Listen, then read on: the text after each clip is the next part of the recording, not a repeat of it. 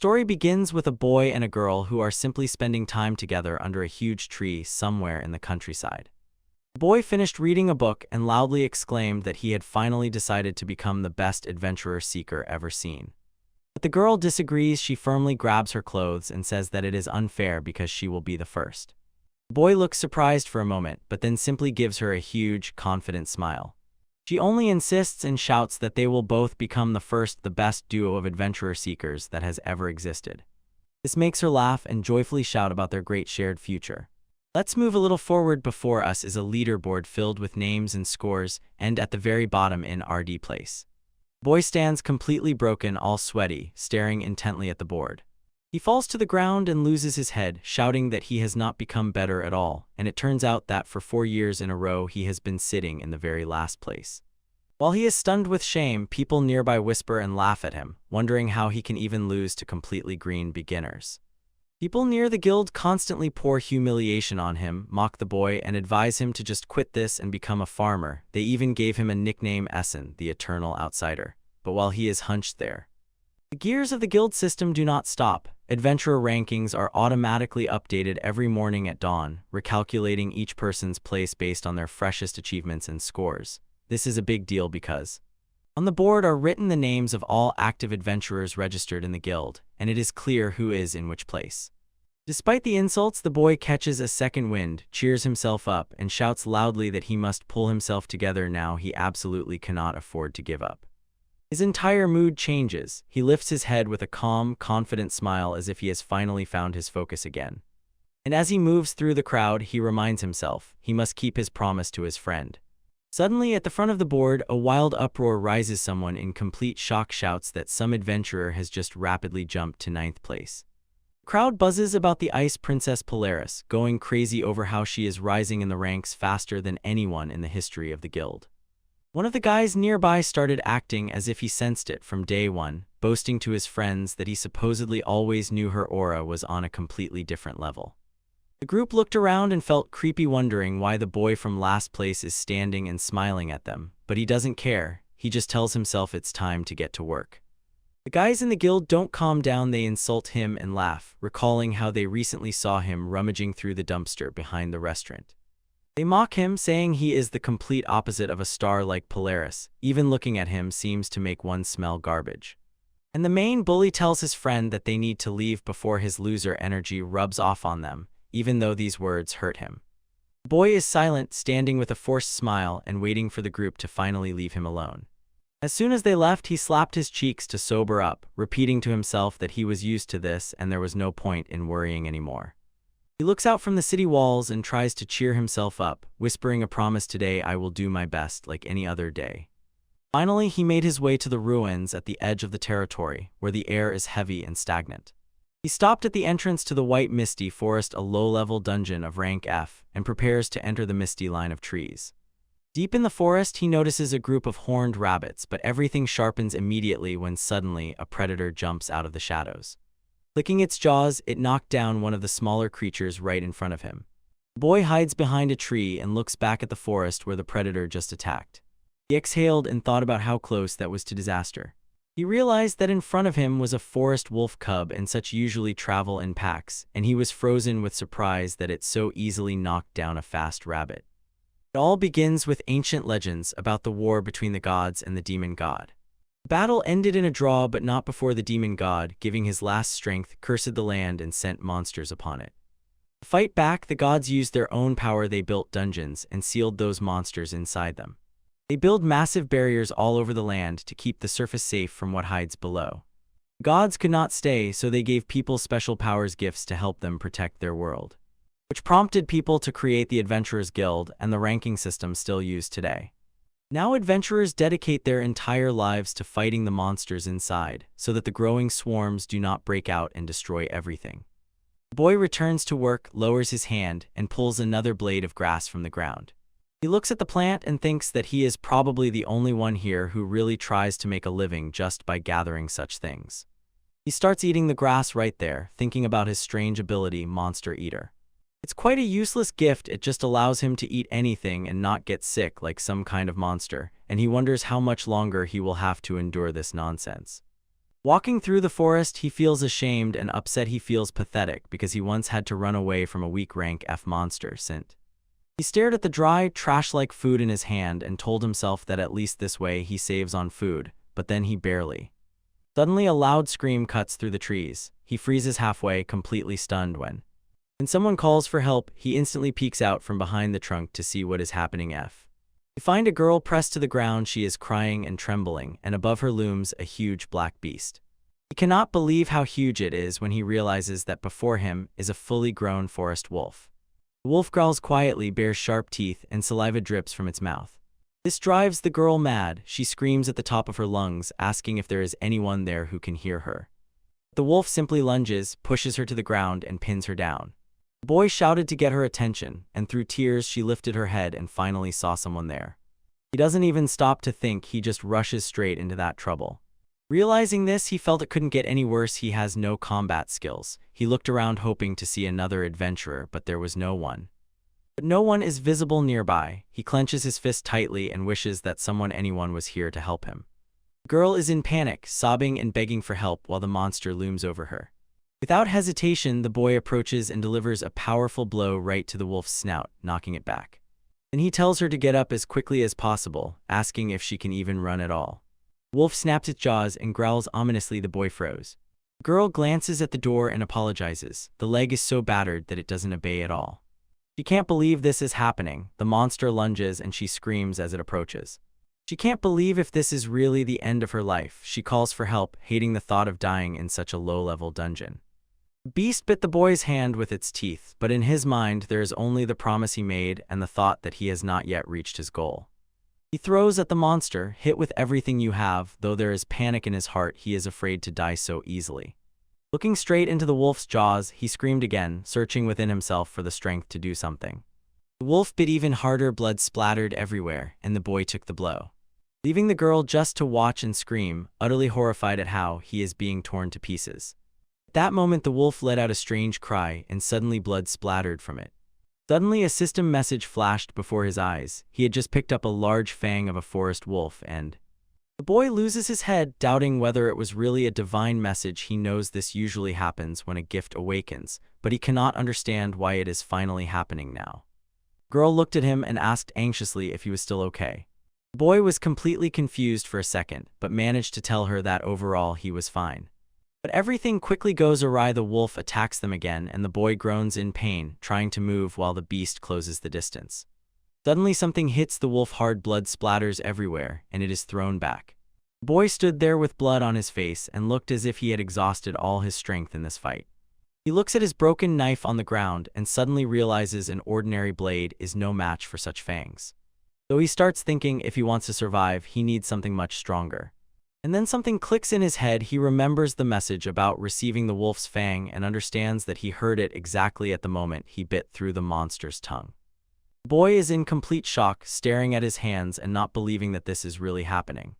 But he still decides to try. He stands his ground, not retreating, and calls for his gift to activate at the very moment the wolf approaches. And then suddenly the boy feels an incredible surge of strength and, realizing what is happening, lunges at the beast. He delivers a heavy blow downward with such force that he completely smashed the monster. He lands perfectly, and behind him in the middle of the forest, a wolf falls dead. With blood on his face, the boy cannot believe that he really managed it. He repeats to himself that he succeeded, and the girl stands in complete admiration and exclaims how incredible he is from.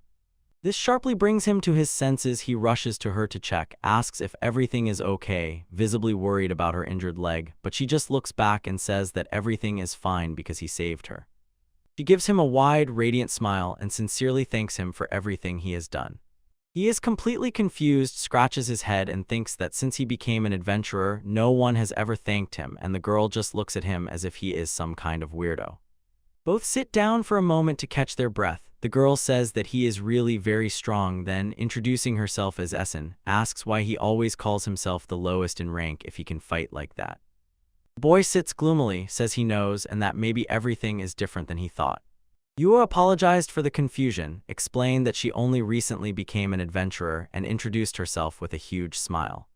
The boy just looks at her, repeating the word transformed over and over as if he had never heard it before.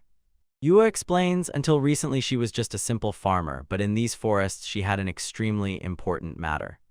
It turns out that in this world there are many different gods. There is even a god of travel who grants adventurers special gifts and the right to clear dungeons. And imagine, merchants catch treats from the god of wealth and farmers like her support from the god of harvest, so everyone has their own special benefits. Yua says that if such a strong guy like him ended up at the very bottom of the ranking, then the life of an adventurer is much tougher than she thought, and the guy just quietly laughed. Before looking at his hands and admitting that this was actually the first time he had ever managed to make his gift work. Yua's jaw drops. She asks if he can really jump like that. The guy froze, staring at the trees, and suddenly realized, probably all this time he had been looking at his strength completely wrong.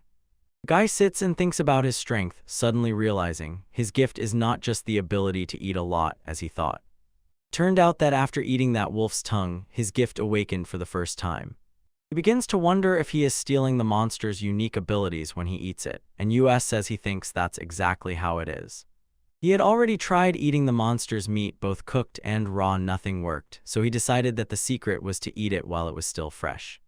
Finally, it dawns on him that he can become much stronger, and he is overwhelmed by a wild anticipation of possibilities. And then he suddenly switches and asks Yua what she is even doing here in this forest. He suddenly notices that he is way too excited, starts laughing, and wonders if he is getting ahead of himself. The guy admits that the one stuck at the very bottom of the list probably can't do anything, but Eva quietly whispers that this can't be true. He looks at her and calls her by name, trying to find out what she is thinking. She suddenly becomes very serious and says that she understands that asking this is a lot since he just saved her, but she needs him to do her a big favor. Yua looks him straight in the eyes and makes a big request. She needs him to kill the forest cat. The boy can hardly believe what he hears. He only repeats the name of the monster to her. She sighs and explains she needs a rare mushroom from the head of that thing, but her pockets are empty. There is no money for a real quest. She admits that she cannot manage on her own, but the boy asks her to wait. That creature is the strongest monster in the entire forest. Yua falls into despair and begs him, saying that this is the only way to find medicine for her mother. But even hearing this, the boy still stands and looks at her. He finally spoke and told her that it is simply impossible, which made her freeze, and he immediately apologizes, feeling awkward that he even asked about her affairs if he was going to say no anyway. He tries his best to explain that his earlier victory was a coincidence. The body just reacted instinctively, so he was just lucky. The boy closes his eyes and says that facing such a powerful monster so suddenly is just too much for him. They stand together in a quiet glade for a moment, and then Yua tightly clenches her fist and tells him that she understands, smiling sadly and apologizing for asking him to do something so crazy. She turns away without saying a word and walks back alone into the dense thicket. So Essence spoke and asked the boy if he was really ready to let her go, making him say her name E. For a moment the forest froze in silence. The girl was moving farther away, disappearing into the distance. Suddenly Yua quickens her pace, her feet loudly strike the ground, and she begins to run through the bushes. She tightly grips a wooden stick as a weapon and thinks, if I don't do something soon, it's the end for Mom. Tears begin to fall on her face. She screams and swings the stick at the trees, trying to be brave. At that moment the boy breaks through the thicket behind her, shouting, Yua, wait, because he realizes it can't end like this and shouts that he is very sorry and that he was completely wrong to say no. The boy says that he himself will deal with the forest cat. He is not quite sure he can, but US started crying, saying that her own selfishness put Essence in danger. He tells her she is wrong and shouts that he had always used his gift as a full excuse to escape. Now he wants to stop behaving that way. He clenches his fist and says that if he doesn't do it, his idol will just laugh at him. Yua just stands and looks at him. She is completely stunned by what he says. The boy gives her a barely noticeable smile and asks Yua to find some safe place to wait, so finally she lets go and starts sobbing even harder, and there is a kind of relief in it. Her voice breaks through the quiet trees as she says thank you to him, and she remains alone in the forest, trying to wipe tears from her face. She feels bad. She thinks of herself as selfish, though Essen is probably just as scared as she is. Essen looks around with a scratched face and wonders if he can help somehow. He rushes through the dense forest, tearing her way back to the fight. She resolutely tells herself that she can no longer rely on Yua all the time. It's time to take matters into her own hands. Nearby, by the huge entrance to the cave, a loud sound suddenly began to echo out of the darkness. The forest cat is just sitting there inside, completely calm despite being a huge monster. But the boy appears near the entrance and shouts it loudly. He says he has been coming to this dungeon for 4 years and knows every sleeping spot in it. He stands his ground, saying he won't rise to higher ranks if he doesn't defeat the cat, so he challenges it, "Show what you are capable of." The boy lunged forward with a knife, shouting that the first strike will decide everything. He rushes through the air at a furious speed, looking for any chance to land a clean hit on the monster. But suddenly the cat disappears. The boy freezes, completely puzzled, trying to figure out where it went.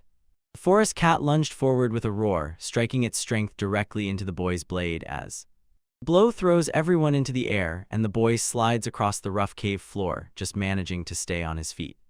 He can't believe it. It moves insanely fast, and with every step tears the ground, leaving deep furrows. He grits his teeth and decides he must push even harder not to fall behind. The monster lunged from above like a blurred shadow, but the boy reacted instantly and swung his weapon to meet the attack. The cat simply jumped back onto the ledge and calmly meowed, as if it wasn't even trying. The boy becomes increasingly disappointed, realizing that his new power is worthless if he cannot hit the target. And everything gets even worse. The cat rushes so fast that he can barely see it anymore. Suddenly, he realizes that the monster has been just playing with them all this time. And even before he can react, the beast strikes a heavy blow that knocks him off his feet. The boy does not believe in the power standing before him. He shouts that this monster cannot be just an F-rank threat when the forest cat rushes like a shadow. It delivers a blow so powerful that the boy is thrown backward. He hits the rough cave wall hard and mentally agonizes. Would he have had better chances if he had just prepared better for this? But as he crashes to the ground, he tries to clear his head and find a way out of this mess. Covered in sweat and scratches, he realizes that he cannot do anything until he finds a way to match the insane speed of that creature. When he has almost lost hope, suddenly someone calls his name. He lifts his head and sees a familiar figure there. It is Yua, and the boy freezes in surprise, seeing that she appeared right in the midst of danger. He asks her what she is even doing here, and the cat monster just looks at both of them. Yura says that she really wanted to help him and boasts about the trap she set, using a local rabbit as bait. But just as she speaks, she suddenly loses her balance and falls, and the poor rabbit remains as confused as everyone else. The boy grabs the forest rabbit and holds it tightly, looking completely shocked when. And then he realizes this tiny creature is a monster known for the crazy power of its legs. When the forest cat pounces on him, the boy mentally jokes that he hopes because of this strange connection his ears haven't started to grow. And then he sharply pushes off and rushes so fast that the ground behind him seems to explode. At that moment, a system message appeared on the screen. He officially acquired the skill Forest Rabbit Speed. He flips in the air, disperses a cloud of dust, and quickly shouted to Lua, "Thank you for the help." When the new speed activated, he looked ahead and whispered to himself that he really can do this. So he begins to move like a blurred silhouette, rushing around the monster until the entire space is covered with streaks of light. He notices a vulnerable spot and strikes with all his might. Blood splatters because he finally hit the creature powerfully. Even when the blood splashes on him, the boy just smiles and keeps moving forward without stopping to finish the fight. Essence stands completely stunned. Shock is clearly visible on her face. She tries to comprehend what she just saw.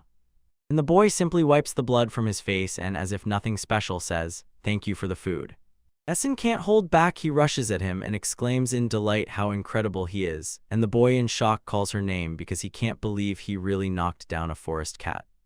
"Wait a second," he says, and immediately starts sweating when he suddenly realizes how close she got. She immediately bursts out with apologies and stammers, saying she was just too happy and didn't mean to hug him like that. Trying to change the subject, she winked and asked him what gift he ultimately received from the cat. The boy repeats her words, serious and deep in thought about that new power he feels.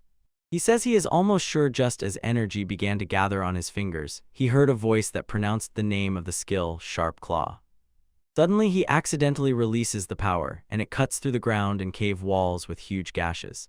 Essence just smiles, looking at the destruction, and says that it is really hard for him to control that power that devours monsters. The boy gets a little embarrassed, showing his new claws, and tells the girls that this is the first time he's doing it, so they shouldn't expect much from him. He instantly directs that power. With one clean move, he slices through the thick stem of a mushroom in the middle.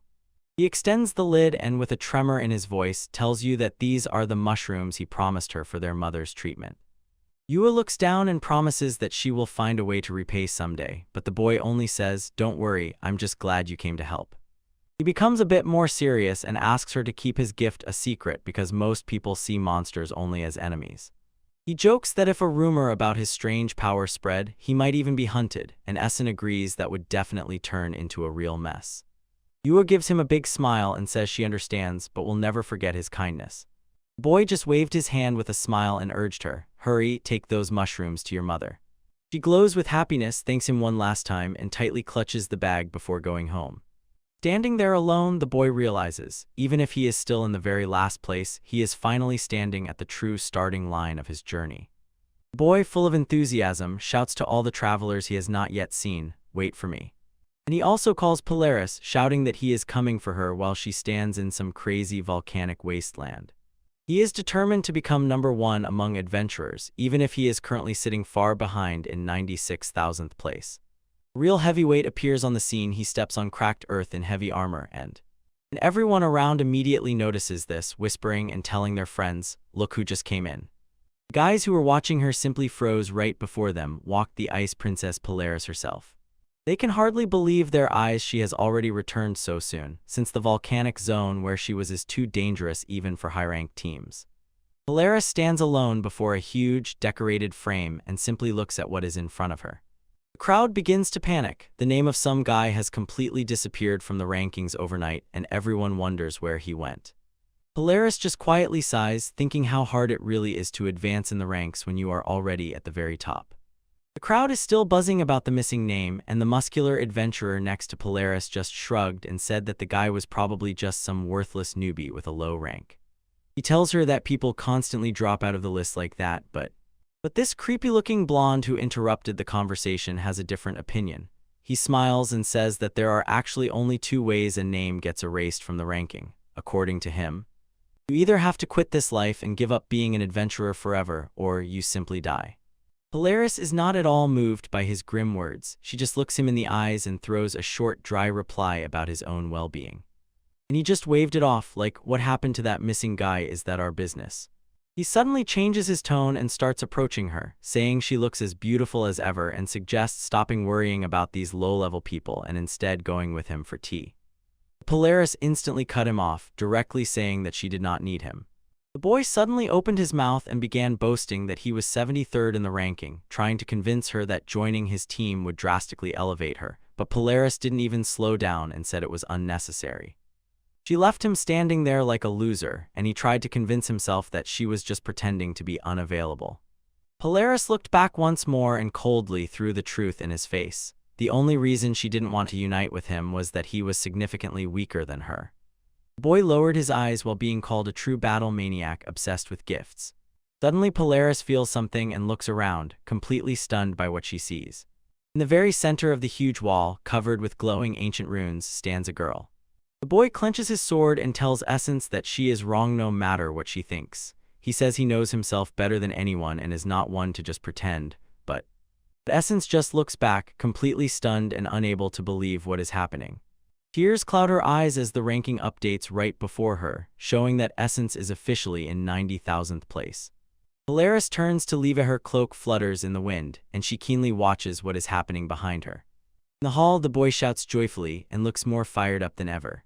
And the other adventurers nearby just look at him. One guy doesn't understand what his point is, and the bald man asks if he has finally lost his mind, but even when the girl tells him to stop shouting and calls him an eternal loser, the guy just smiles and says that his rating has finally gone up. The guy with the tail just froze in shock. He can't believe the boy is really serious. The crowd starts to hate him and asks what suspicious tricks he used to climb up. After all, 90,000th place is still quite low. And they keep saying that anyone can get that skin just by killing a few weak monsters, and tell him to stop bragging like that. One of them even digs deeper and says the only reason he rose at all is that he overtook people who have long been inactive.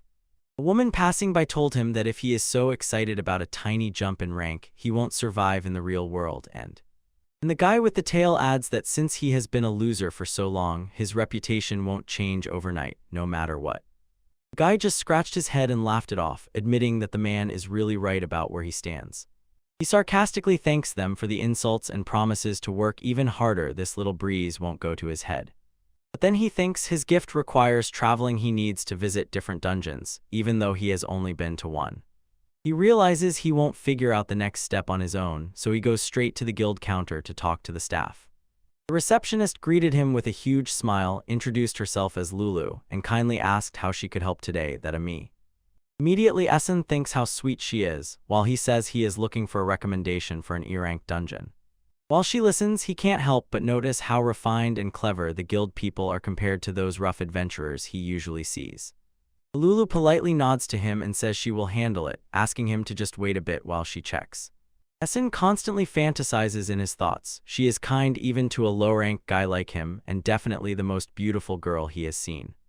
He stands there as if in a fog with a confused look, and all the time thinks only about how pleasant she smelled when she spoke to him. Suddenly, Lulu breaks away from the papers, looks up and asks, "Are you Essen?" And this completely caught him off guard because he did not expect at all that she even knew his name, so he just stands embarrassed and confirms yes, that's him. She got a little embarrassed and realized that maybe she was hasty, explained that he is actually quite well known among the lower-level guilds. Essen understood that the label, the one stuck at the bottom for years, still stuck to him, so he just laughed and said he understood. Lulu smiled warmly and with sincere joy in her voice said she was pleasantly surprised by the ratings this morning and infinitely happy that all his hard efforts finally paid off. Essen thanks her with a wide smile, thinking about how incredible she is, but Lulu suddenly stops him with a serious look and she leans in very close and warns him that people usually let their guard down just when they think everything is finally going their way, so he needs to be cautious. He gives her a big thumbs up and promises that he will manage, keeping the same happy smile on his face because it's time to get down to business, so she starts laying out all these different quest papers on the counter. She begins reviewing the options to find something that would suit him perfectly, and then she shows the Cemetery of Peace and explains that the local undead are slow and easy to handle even for a beginner. Then she mentions Okriani Passage, a very popular place where you can earn well because there are lots of relics left there. She also mentions the Wandering Caves, there are rare materials there, but warns that one person can't handle it alone, so Essen scans the list with his eyes and decisively rejects the option with the undead. He definitely won't eat them, so he decides to stay away from the crowd and all places where he couldn't manage alone. Essen paused for a moment and said he really wants to go somewhere without crowds and not too popular. Lulu sorts through her stack of papers, pulls out one page and asks, "What do you think about this particular option?" She introduces him to the Murasame swamps, showing him the smallest details of the area while it explained there is almost no competition there, the monsters are ordinary and the materials sell for big money because they are hard to find. Essen presses his lips, steel appears in his gaze, and he says, "I have made my choice." He sincerely says that he is very glad he turned to her for advice, and she smiles and replies come anytime, she might even throw in a few more useful tips to help. He heads to the door, waving in response, and quickly shouted to her thank you, as she smiled broadly and winked at him, wishing him all the best in future battles. He covers the distance and steps onto the rocky ground on the threshold. Essen looks back at the landscape and with a tremble realizes he has finally reached the Arank Murasame swamps. The boy looks back for a second and suddenly understands what he is dealing with. A moment before he fell into the murky water, bubbles began to emerge from beneath its surface and he splashed down, screaming and splashing around. He sits on the shore, wipes mud from his feet, and grumbles that it's obvious why no one wants to come here. Suddenly, something in the distance catches his attention. He notices a bunch of plants he has never seen before, and suddenly realizes this area is simply teeming with rare materials. So he pulls out a magic bag he got in trade from the forest cat. He knows the extra space inside allows him to hold as much as he wants. He rushes forward swiftly, convinced that at this pace he will gather a heap of loot until something slippery suddenly coils around him, and he exclaims in complete surprise. It is a swamp frog looking back at him, and the boy cannot help but think how disgusting this creature is. I know well, although these creatures are the weakest monsters in the dungeon, they are still filled with poison. The boy slices the monster through, calling it complete junk while he sees another little frog trying to jump away and rushes after it, shouting for it to wait. He freezes as soon as he grabs it, standing over the remains of his loot. He held that slippery tongue and decided to expand his gift. Now this is his main goal. He simply lunges and eats raw meat, thinking that everything is going great, until a system message pops up that he has received a frog tongue whip. He finishes eating, wipes his mouth, and feels quite satisfied. Suddenly a sharp pain pierces his neck, catching him off guard, and He grabs his throat, a strange dark sensation begins to engulf him. He starts to scream, his throat burns as if on fire, and he cannot believe it burns so intensely. The boy falls to the ground, clutching his chest with his hands. It seems to him that this is a real disaster because he cannot even breathe. So he instantly grabs the bottle and drinks it down in one gulp to stop the reaction. He catches his breath and realizes that he completely let his guard down. His monster devourer gift does not stop the poison, so he is lucky he took the antidote. Looking at his trembling hand, he suddenly understood these gifts are by no means all-powerful, as he had imagined. And he sits in the dirt, realizing that Alulu's warning turned out to be 100 correct. He barely smiles, encouraging himself with the thought that for a boy of rank E, he has a lot of spirit. Then he glances at the dead monster nearby and surveys the surroundings. He pulls out a guidebook and searches for his next target, lost in thoughts about finding the most powerful ability possible. But he knows well, if it is too strong, he won't be able to kill it, and he has no more antidotes, so the next meal must be safe. Suddenly, he notices something moving in the distance near the ruins and catches himself thinking, what could it be? The boy lunged forward, thinking that this target was not poisonous and could give him decent skills related to scales. He notices the tail of the whale and the lizard ahead and decides that this time he will strike first. Closing the distance, he decides it's time to test that new ability he just acquired. So he activates the whip tongue of the whale and frogs and sends a long fleshy whip straight at the monster. It latched on perfectly, wrapping around the lizard's neck and pinning its paws. With a powerful jerk, he throws the monster into the ground so hard that the earth cracks. But he sees the lizard simply curl up and realizes its skin is much tougher than he thought. Before he could land the next blow, the monster struck back so hard that he rolled over the stones and left. The lizard loomed over him and growled loudly while he tried to pull himself together. He does not retreat, believing he can still snatch victory if he bites in with his fangs and pierces this armor. Suddenly, a message popped up. He just received the blade tail of the whale and the lizard. The boy stands there looking completely different with monstrous claws and a massive tail ready to strike. Lizards in front of him begin to hiss, circling around him and trying to look fierce, and the boy just smiles and says that their stories are worth a whole fortune, so he will definitely lead them out. He stares at the thick scales on the lizard's back and then suddenly breaks away and rushes at full speed. With one precise, clean movement, he tears the monster in half, pieces scatter in all directions. Blood splashes, a wild look flashes in the boy's eyes, and he says that he is really having fun.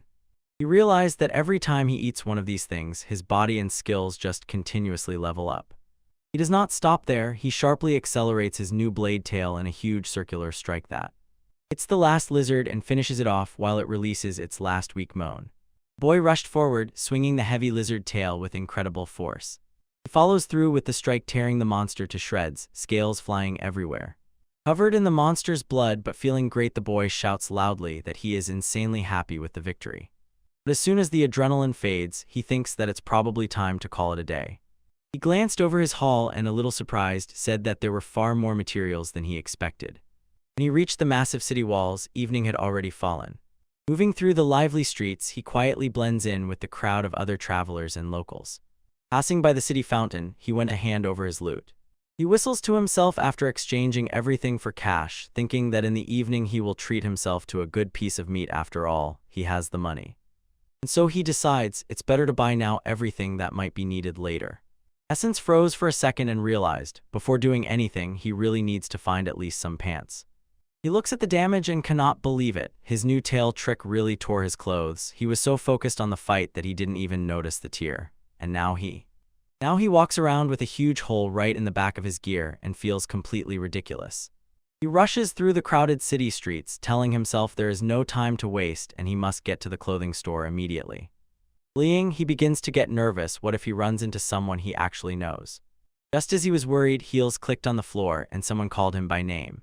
Essence freezes as if rooted to the spot, his face showing complete shock, and he hopes he imagined it, but he recognizes this voice anywhere. He wonders why she is even here when Polaris comes out and says his name again. He looks over his shoulder, sweating like crazy, and Polaris just looks him in the eyes and says, "Greetings." She smiles gently and says she saw the news. His adventurer rank has finally risen. Essence looks very tense, sweating, because he finally understands what kind of trouble he is in now. Polaris admits that she doesn't really know the whole story of what happened to him, but she tells him that it is clear all his hard efforts are finally starting to bear fruit. Since Polaris is a player of such a high rank, there is no other reason for her to hang out in the lower areas. Essen admits he thought she had completely forgotten him and asks if she really still cares. She just looks at him and says his name, and he is still standing with his back to her. He looks down at his feet and feels completely miserable for having ended up here. Polaris, with a spark of hope in her eyes, asked if he would finally be able to go out and fight again. She begins to suggest that they form a group, but Essen immediately interrupts her and says he can't. He stands his ground and tells her directly, this simply won't happen, and Polaris remains standing in complete shock. Essen clenches his fist and admits that if he really united with Polaris, his rank would have risen much faster. But he opens his palm and tells her directly that this is simply not the traveler he wants to be. He says perhaps it's just his tiny pride, but he stubbornly intends to crawl to the top on his own. Polaris just looks at him and says, "You are still the same selfish person, you haven't changed at all." She stands in the middle of the street and closes her eyes for a second, just absorbing it all as if. When people passed by them, she finally told him that she understands why he thinks that way. Her gaze softens, she looks at him and says she will wait until he arrives. She gives him a big, bright smile and again says that she will definitely wait. Essen walks away, just casually waving over his shoulder without looking back. Leaving him, he melts into the crowd and continues to do everything his own way. The boy raises his fist and shouts loudly that he has finally ignited, deciding that it's time to prepare everything for tomorrow. He bumps into someone right on the street, and while the other only says, "Oh," the boy instantly says, "Sorry." The boy hurriedly keeps running away. Meanwhile, the one he hit just stands and smiles strangely. The man in armor simply says that he sees what is happening, watching as the boy walks away holding his hand and looking suspicious. The scene changes, the sun begins to set, and someone calls out to get the shopkeeper's attention. It turns out to be a little boy at a clothing stall, politely asking the seller for new pants. Later the story moves to the peaks of the Spirit of Thunder, a high aerial ranked dungeon where lightning constantly strikes the rocks. In the middle of the battle, a huge monster roars, and at that moment someone, rushing straight at it, lets out a loud battle cry. Polaris rushes at full speed, putting all her strength into the charge, preparing to bring down the beast. She focuses with a serious look, casting the magic of the icy floor. The entire surface beneath her feet turns into her weapon. The massive beast is covered by a powerful explosion of pure cold. It lets out a confused cry as the blow throws it back and it staggers. Polaris doesn't give him a second to breathe, shouts her ice spear spell, and launches it into flight. An icy spike pierced through the monster's chest, and Polaris watches with a satisfied smile as it falls. But this is not the end yet. She notices a lightning-fast worm sneaking up and instantly leaps into the air to get ahead of it. The worm tries to strike, but she is too fast. An explosion of icy energy slices the creature before it can touch her. She catches her breath for a moment and suddenly realizes that while the storm rages, she has already taken down more than 20 of them. One fight after another, but she knows, during the flood period in these dungeons, it is always like this. She focuses and calls upon the power of the frozen star to awaken her magic of eternal frost and put an end to the threat once and for all. Later, the locals come to thank her for calming the monsters as she does every year, and she just smiles and says it's no big deal. Leaving the area, she mentally hopes very much that at least a little will remain quiet and peaceful. Polaris simply smiled and honestly admitted that she is not interested in monster biology at all. She has only one plan: to continue destroying them one by one as soon as they appear. She leaves behind the quiet, snowy village and sets off further on her own path. Meanwhile, the boy thinks about Essen and cannot sit still, even though he said he would wait. He approaches the carriage and asks to be taken to Libel. The coachman immediately understands that he is dealing with an adventurer. The whole week has already passed since his path crossed with Polaris. The driver urges, "Faster, get in," and the boy thinks about how training in the swamps finally prepared him to move on. He jumps inside and suddenly realizes that he is not the only one who set out on this trip. Some boy is already standing behind and is staring at him with his sharp, cat-like eyes. The stranger smiles mockingly, mocking him for being stuck at the very bottom of the ranking. The boy sits and cannot understand how this stranger can be so rude if they have just met. But he just doesn't stop grinning, behaving as if he is the master here, while the boy looks completely stunned. The stranger addressed me before he could introduce himself as Keith, and the boy sharply cut him off. "I didn't even ask your name." The boy makes it clear that he is no longer at the very bottom of the ranking, but Keith just snorted contemptuously and said he didn't care. Looking at him, the boy begins to doubt whether this man's rank is really as high as he claims. Especially since his equipment looks as if it has gone through years of hard service. It's clear he has seen more than one fight. He had to admit there was some special energy coming from that boy, and at that very moment. Even Keith begins to say that E-rank adventurers are actually strong, and with a raised eyebrow asks the boy if he is even on the same level. He tells the boy not to equate him with some eternal malice of the lower ranks and warns that the weak had better go home.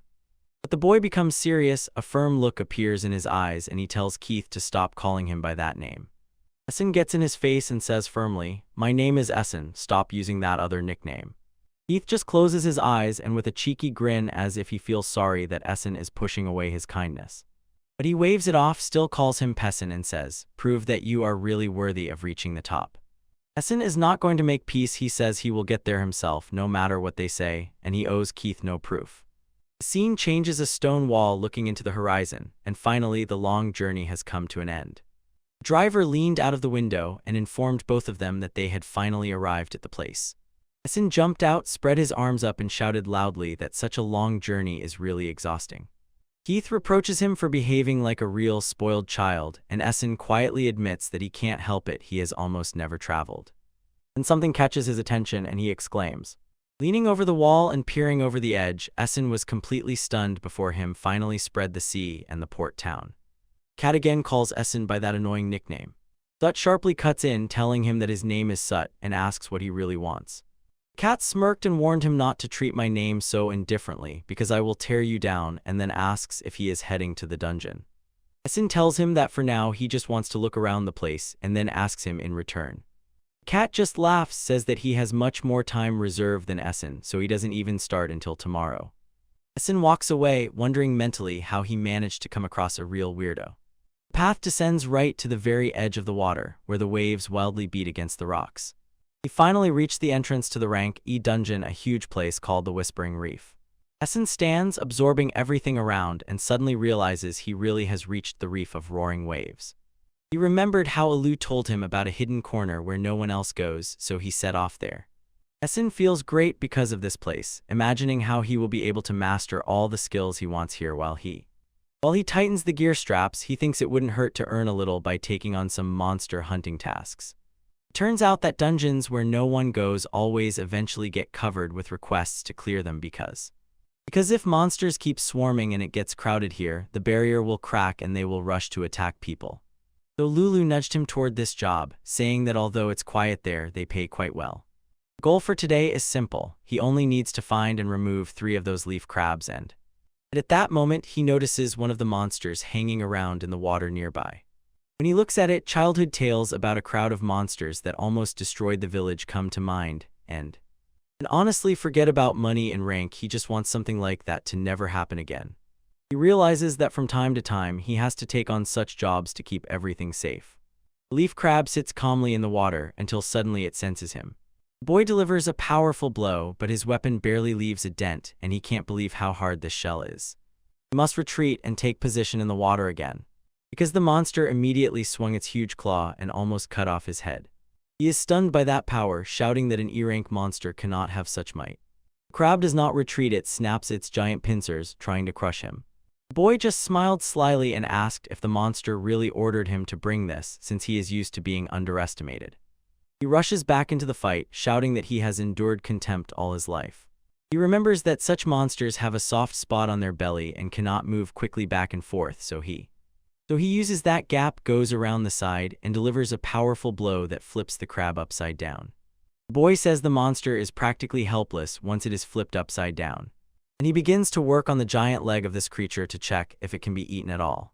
He tries to pry open the shell with a creak, grumbling that even near the base of the leg it is incredibly tough, but he still manages to break through. The meat inside was steaming, and as soon as he bit it, he simply froze with admiration. This is so delicious he cannot help but smile, fully immersed in the taste of the food. He thinks about how the texture is perfect, and how the sweet and salty taste of the sea blends so well. He began to dream of becoming a chef and conquering the entire food industry. He even imagines how Polaris helps him run a restaurant where everyone is served stinky dragon roast beef. But he quickly comes to his senses and yells at himself for being such an idiot. He remembers his true goal and shouts that his dream has nothing to do with winning some restaurant ranking. The guy walks along the rocky coast and thinks that if he keeps trembling like this, he will never catch up with Polaris. So he decides to head to the city to find a decent place to spend the night. Walking past shops, he reminds himself, find the cheapest place possible, and that is. Right then he freezes in front of a place called Coral Pavilion. The smell of soup wafting from inside was too tempting to just walk by, so he pushes the door and entering briefly says hello. The man behind the counter nods friendly and asks if he is an adventurer looking for a room, so the boy says he will stay about 5 days and the man tells him to stay as long as needed, and from the side a voice is heard calling him incredible. A mysterious man stepped out of the shadows and brazenly boasted, saying he is the strongest adventurer in these parts. He says he entered this dungeon for only one specific reason, but in reality it is just a quick stop for him on the way. Keith points to the scars on his face and boasts to the boy that they are proof of his strength as Keith of the Burning Sun, and the boy goes crazy over how cool that nickname sounds. Kit notices the boy standing there and laughing calls him his lackey, saying the latecomer has finally arrived, while the boy looks completely exhausted and irritated. The boy is wildly excited about the idea of having a servant. The boy looks at the table and asks Keith what he is even doing, and Keith pretends it is obvious he is just having dinner. The boy snapped that he is actually asking why Kit is stuffing the child's head with a bunch of lies. Kit just snorted and said that since the boy holds a rank lower than his own 70,000th, they are basically the same anyway. The boy asks the lackey about his rank and he mumbles that it is about 76,000, then is forced to admit he doesn't even have a cool nickname. Kit looks him in the eyes and asks if he has finally given up the title of Eternal Last, and this makes the boy feel like he is about to snap. So the cat said to him, outrank me before you contradict, and the boy simply burst into tears out of despair. The boy grabbed his shirt and cursed under his breath, feeling a burning pain because lately he had really been trying hard to become stronger.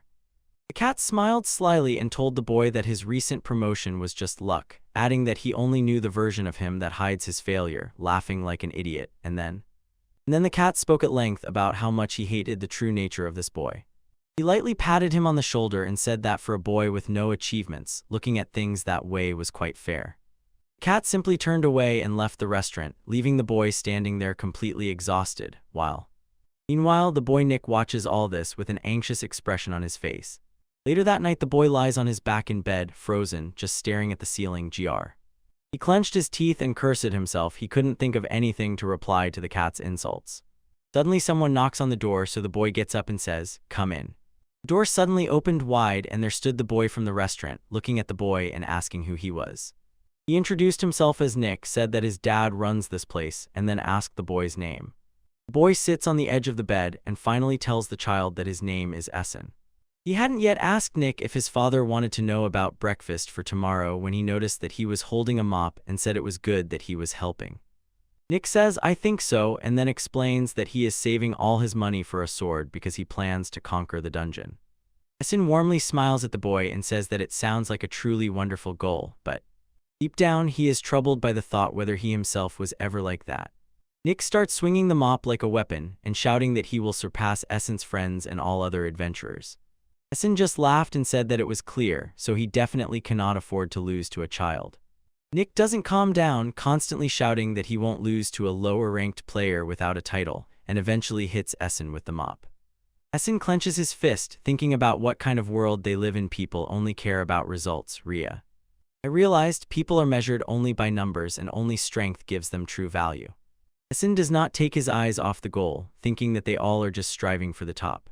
Knowing that one day he will definitely surpass those like Kit and even leave Polaris behind. Morning bursts into the harbor and the seagull just sits and watches the sun rise while. Returning to the shop, Kit finishes his breakfast and sincerely thanks the owner for the food, which catches Essen's attention. He finishes too, waving and thanking the old man before leaving. She hurried to catch up with Kit outside and called his name to get his attention. Keith mixed up the name and called him Pessin. Essen corrected him and asked if he could join the dungeon expedition. Keith just shrugged and said he could do whatever he wanted. Essen catches up with him with a huge smile and sincerely thanks him for what happened yesterday. He says that although things have been going well lately, he still feels he has a lot to learn and would rather stubbornly keep working than be pampered. At the pause, Kit just throws him a confident look and says that it's perfectly natural the strong give the weak a few pieces of advice. Essen won't tolerate that. He tells Kit that his advice was actually just rudeness, but as they continue walking, they come across a group of guys pulling a huge cart. Kit notices the cargo and can't hide his surprise. Did they really catch those creatures alive? Maybe some kind of hypnosis? Essen admits he has never heard of monsters being brought out of the dungeon still breathing. Keith explains that some monsters are used as ingredients and fresh ones sell for much more, and although it sounds rather grim, Essen just shrugs and takes it as part of the job. Cat does not take his eyes off the cart from all this. He gets strange premonitions. Walking further, the two of them approach the very edge of the cliffs. From there, a sea of water spread out before them. And Essen suddenly decides to go alone. He says that they are both travelers alone, so it makes sense to part ways. Keith does not tire of reminding him that there is no benefit at all from an alliance with such a weakling as him. Essen gets annoyed and snaps that there is no need to repeat this every 5 seconds. He tells Keith, "Just let me know if you run into trouble," but Keith barely grunted and went on. Waves crash against the rocks below, and they finally each go their own way. A giant flower monster lets out a piercing scream when it comes under a powerful attack, and Essen cannot hold back. He shouts at the top of his lungs, putting all his strength into the finishing blow. He soars high into the air, shouting his huge move. Sure, the power is on another level, and he crashes down with such force that he completely destroys the monster and the ground around it. Essen froze for a second, his huge blade resting on his shoulder, and he looked quite satisfied with how everything turned out. He stares at the monster, convinced that it is definitely a leaf star, and thinks about its abilities. But suddenly the air was torn by a deafening scream. Essen realized that the voice sounded exactly like Keith, and rushed to the source of the noise. He could not believe that his friend was in trouble. He shouted, calling Keith, "Where are you? Are you okay?" but froze when he finally noticed a figure in the distance. It's Keith, but something is off. Essen is completely shocked and asks what happened to his hand. He stares at Keith's hand, not believing that the monster could have inflicted such wounds, and Keith simply responds with a look and asks if he himself is to blame. Keith snorted disdainfully, said that this definitely couldn't be, and kept his eyes downcast. Keith points to the scorched earth and indifferently says that his opponent is now just a pile of ashes. Essen stands stunned and thinks that his gift wouldn't be enough to pull off such a crazy thing. He stands, not taking his eyes off the ruins, and cannot comprehend what power could have turned the monster to dust, while Keith grabs the potion. Keith wastes no time biting off the cork from the bottle, preparing to heal his wounds. The liquid hits his hand and immediately gets to work, exploding in a flash as the healing process starts. Essen shouts the name of the gift under the scorching sun, and Keith shows his smoking hand and explains that his power is to create flames. Keith gave him a smug look and asked if he was jealous. After all, he has the perfect gift for someone destined to be on top. Essen understands that elemental powers are rare and incredibly useful, so it's completely clear why Keith boasts so much. He cannot help but ask if Keith really gets burned in every battle, and Keith just says that it's part of the deal. Essen says that the bill for all that burn ointment must be huge, but he knows that waiting for everything to heal on its own will slow him down too much. Keith just looks straight ahead, a drop of sweat glistens on his face, and he says that enduring all this pain is the fate of the strong. Essen looks at him completely confused and asks why he even remains an adventurer if the drawbacks are clearly too great. Big Keith's eyes become so intense, and he says that he has said this a bunch of times already, but he is not going to change his mind. They stand together on the very edge of a high path above a chasm. Keith looks at the horizon and resolutely says that he will become the strongest.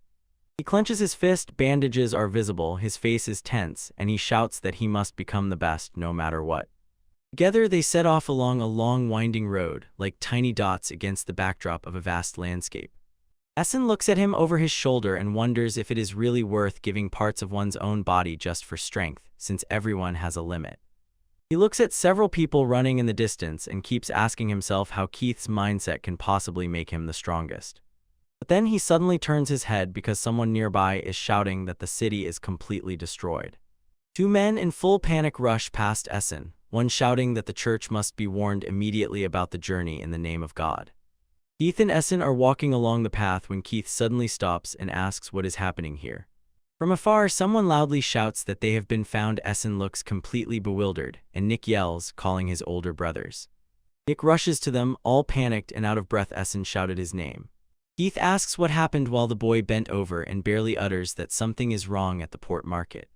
He is terribly scared and shouts that this is a disaster. Monsters are now attacking this place, which leaves.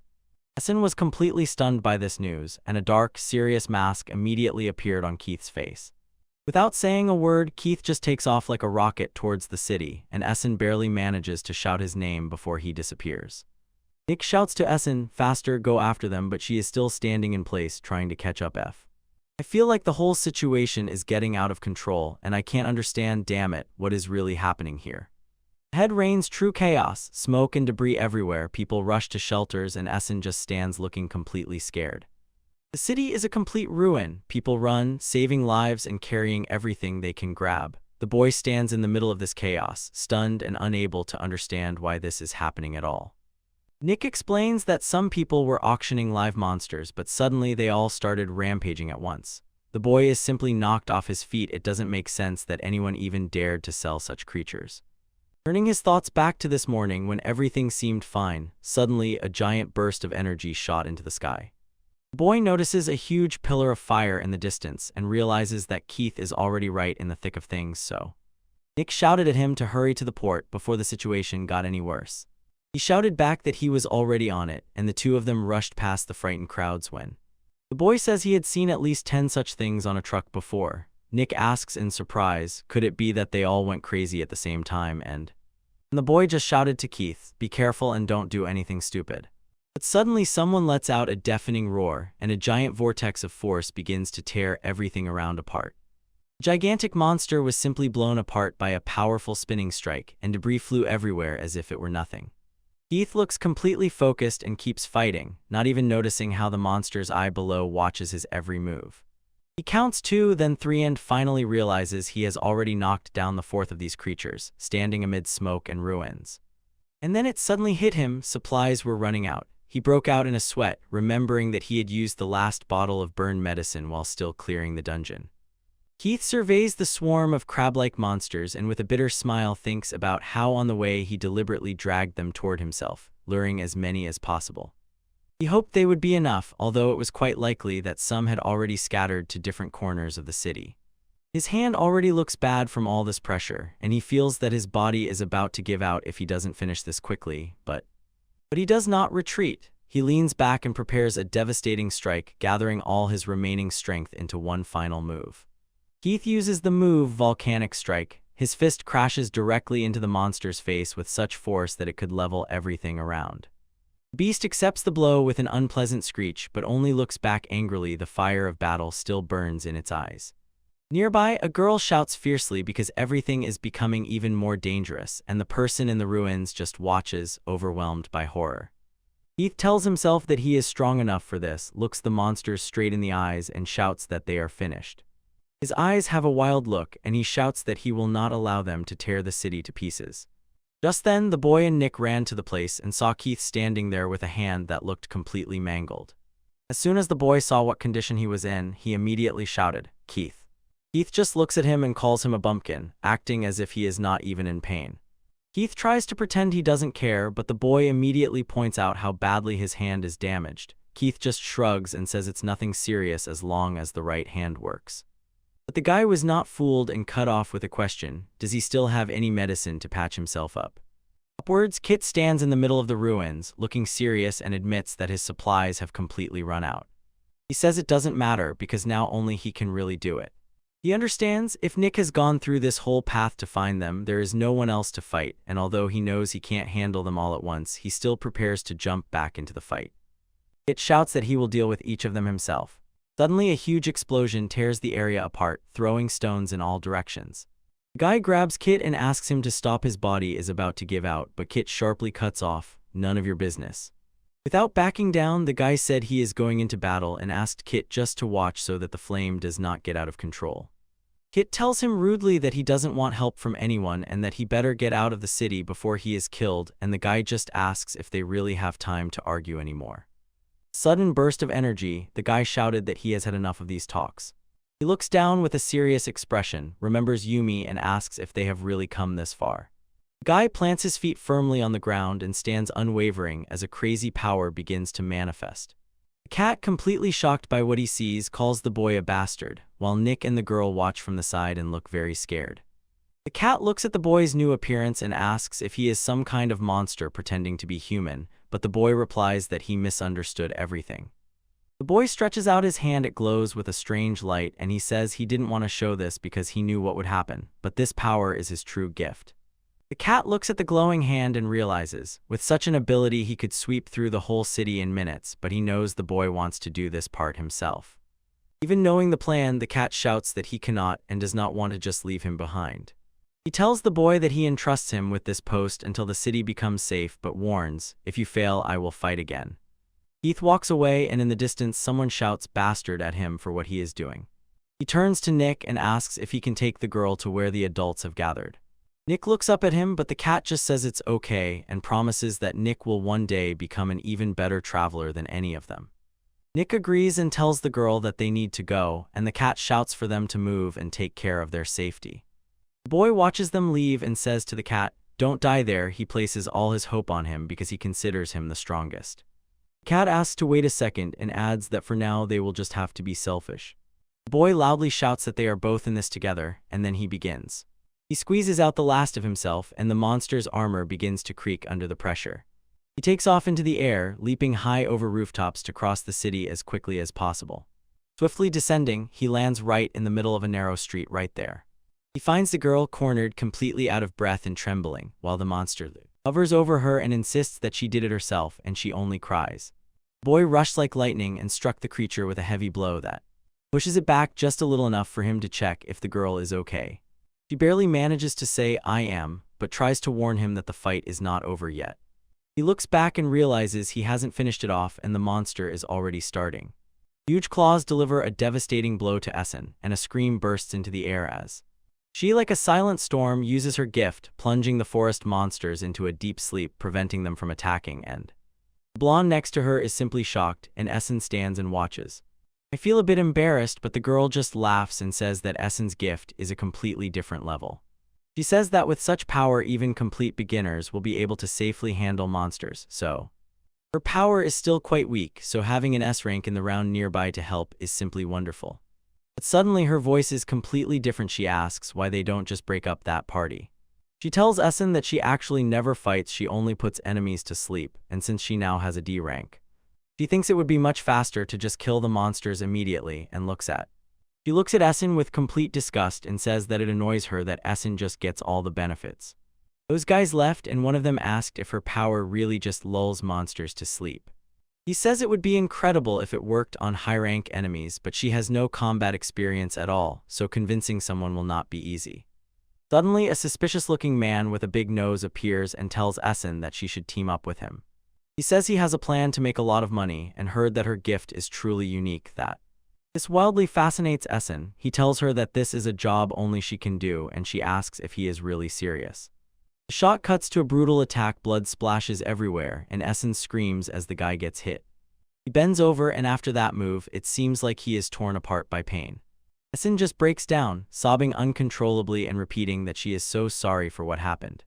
The guy just wipes the blood from his face and tells her that it was really close at. Essen asks if he is okay, and he brushes it off, saying it's nothing, like the injury isn't even that serious. She just looks at him with tears in her eyes, and when he turns his gaze, it's as if he sees who she really is for the first time. The guy starts putting all the pieces together and asks if she is the same one he passed this morning. And he suddenly realizes she was among those who released that monster outside, and this completely broke Essen. She starts crying and apologizing, wishing her gift were stronger, then none of this would have happened from the very beginning. The guy asks, not hiding his surprise, did she really use her gift to bring down that monster? At that moment, the monster's eye suddenly opens wide, it wakes up and becomes aggressive again. Essen is still losing his head and apologizing, but the guy tells her, stop apologizing and focus because everything is getting worse, and he asks her can she use her ability on them one more time. The monster swung and hit, and someone desperately shouts that their friend is in great trouble.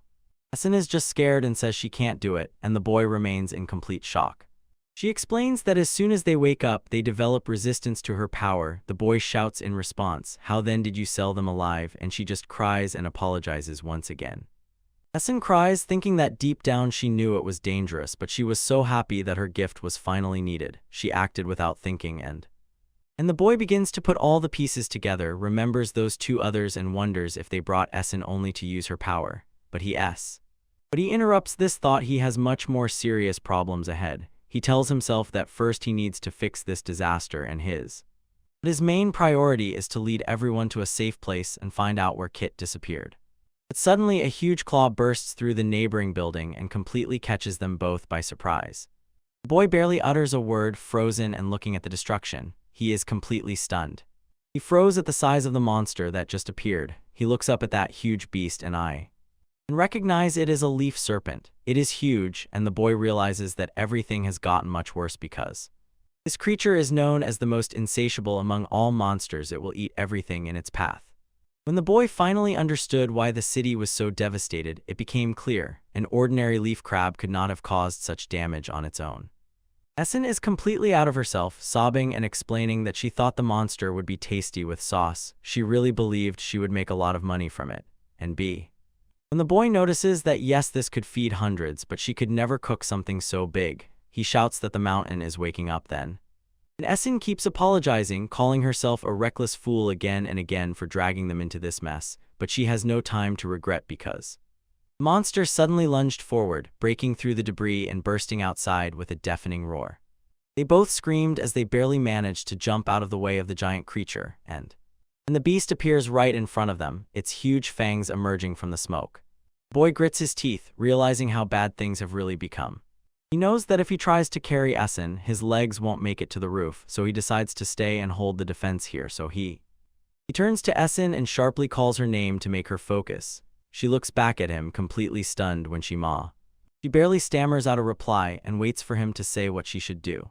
The boy firmly holds Essen and the monster snaps its jaws right behind them. He says he will deal with the monster himself and that she needs to run while there is still a chance, but S hesitates and the boy immediately interrupts her, saying that running alone will not be enough. He looks at her puzzled as she begins to explain about F.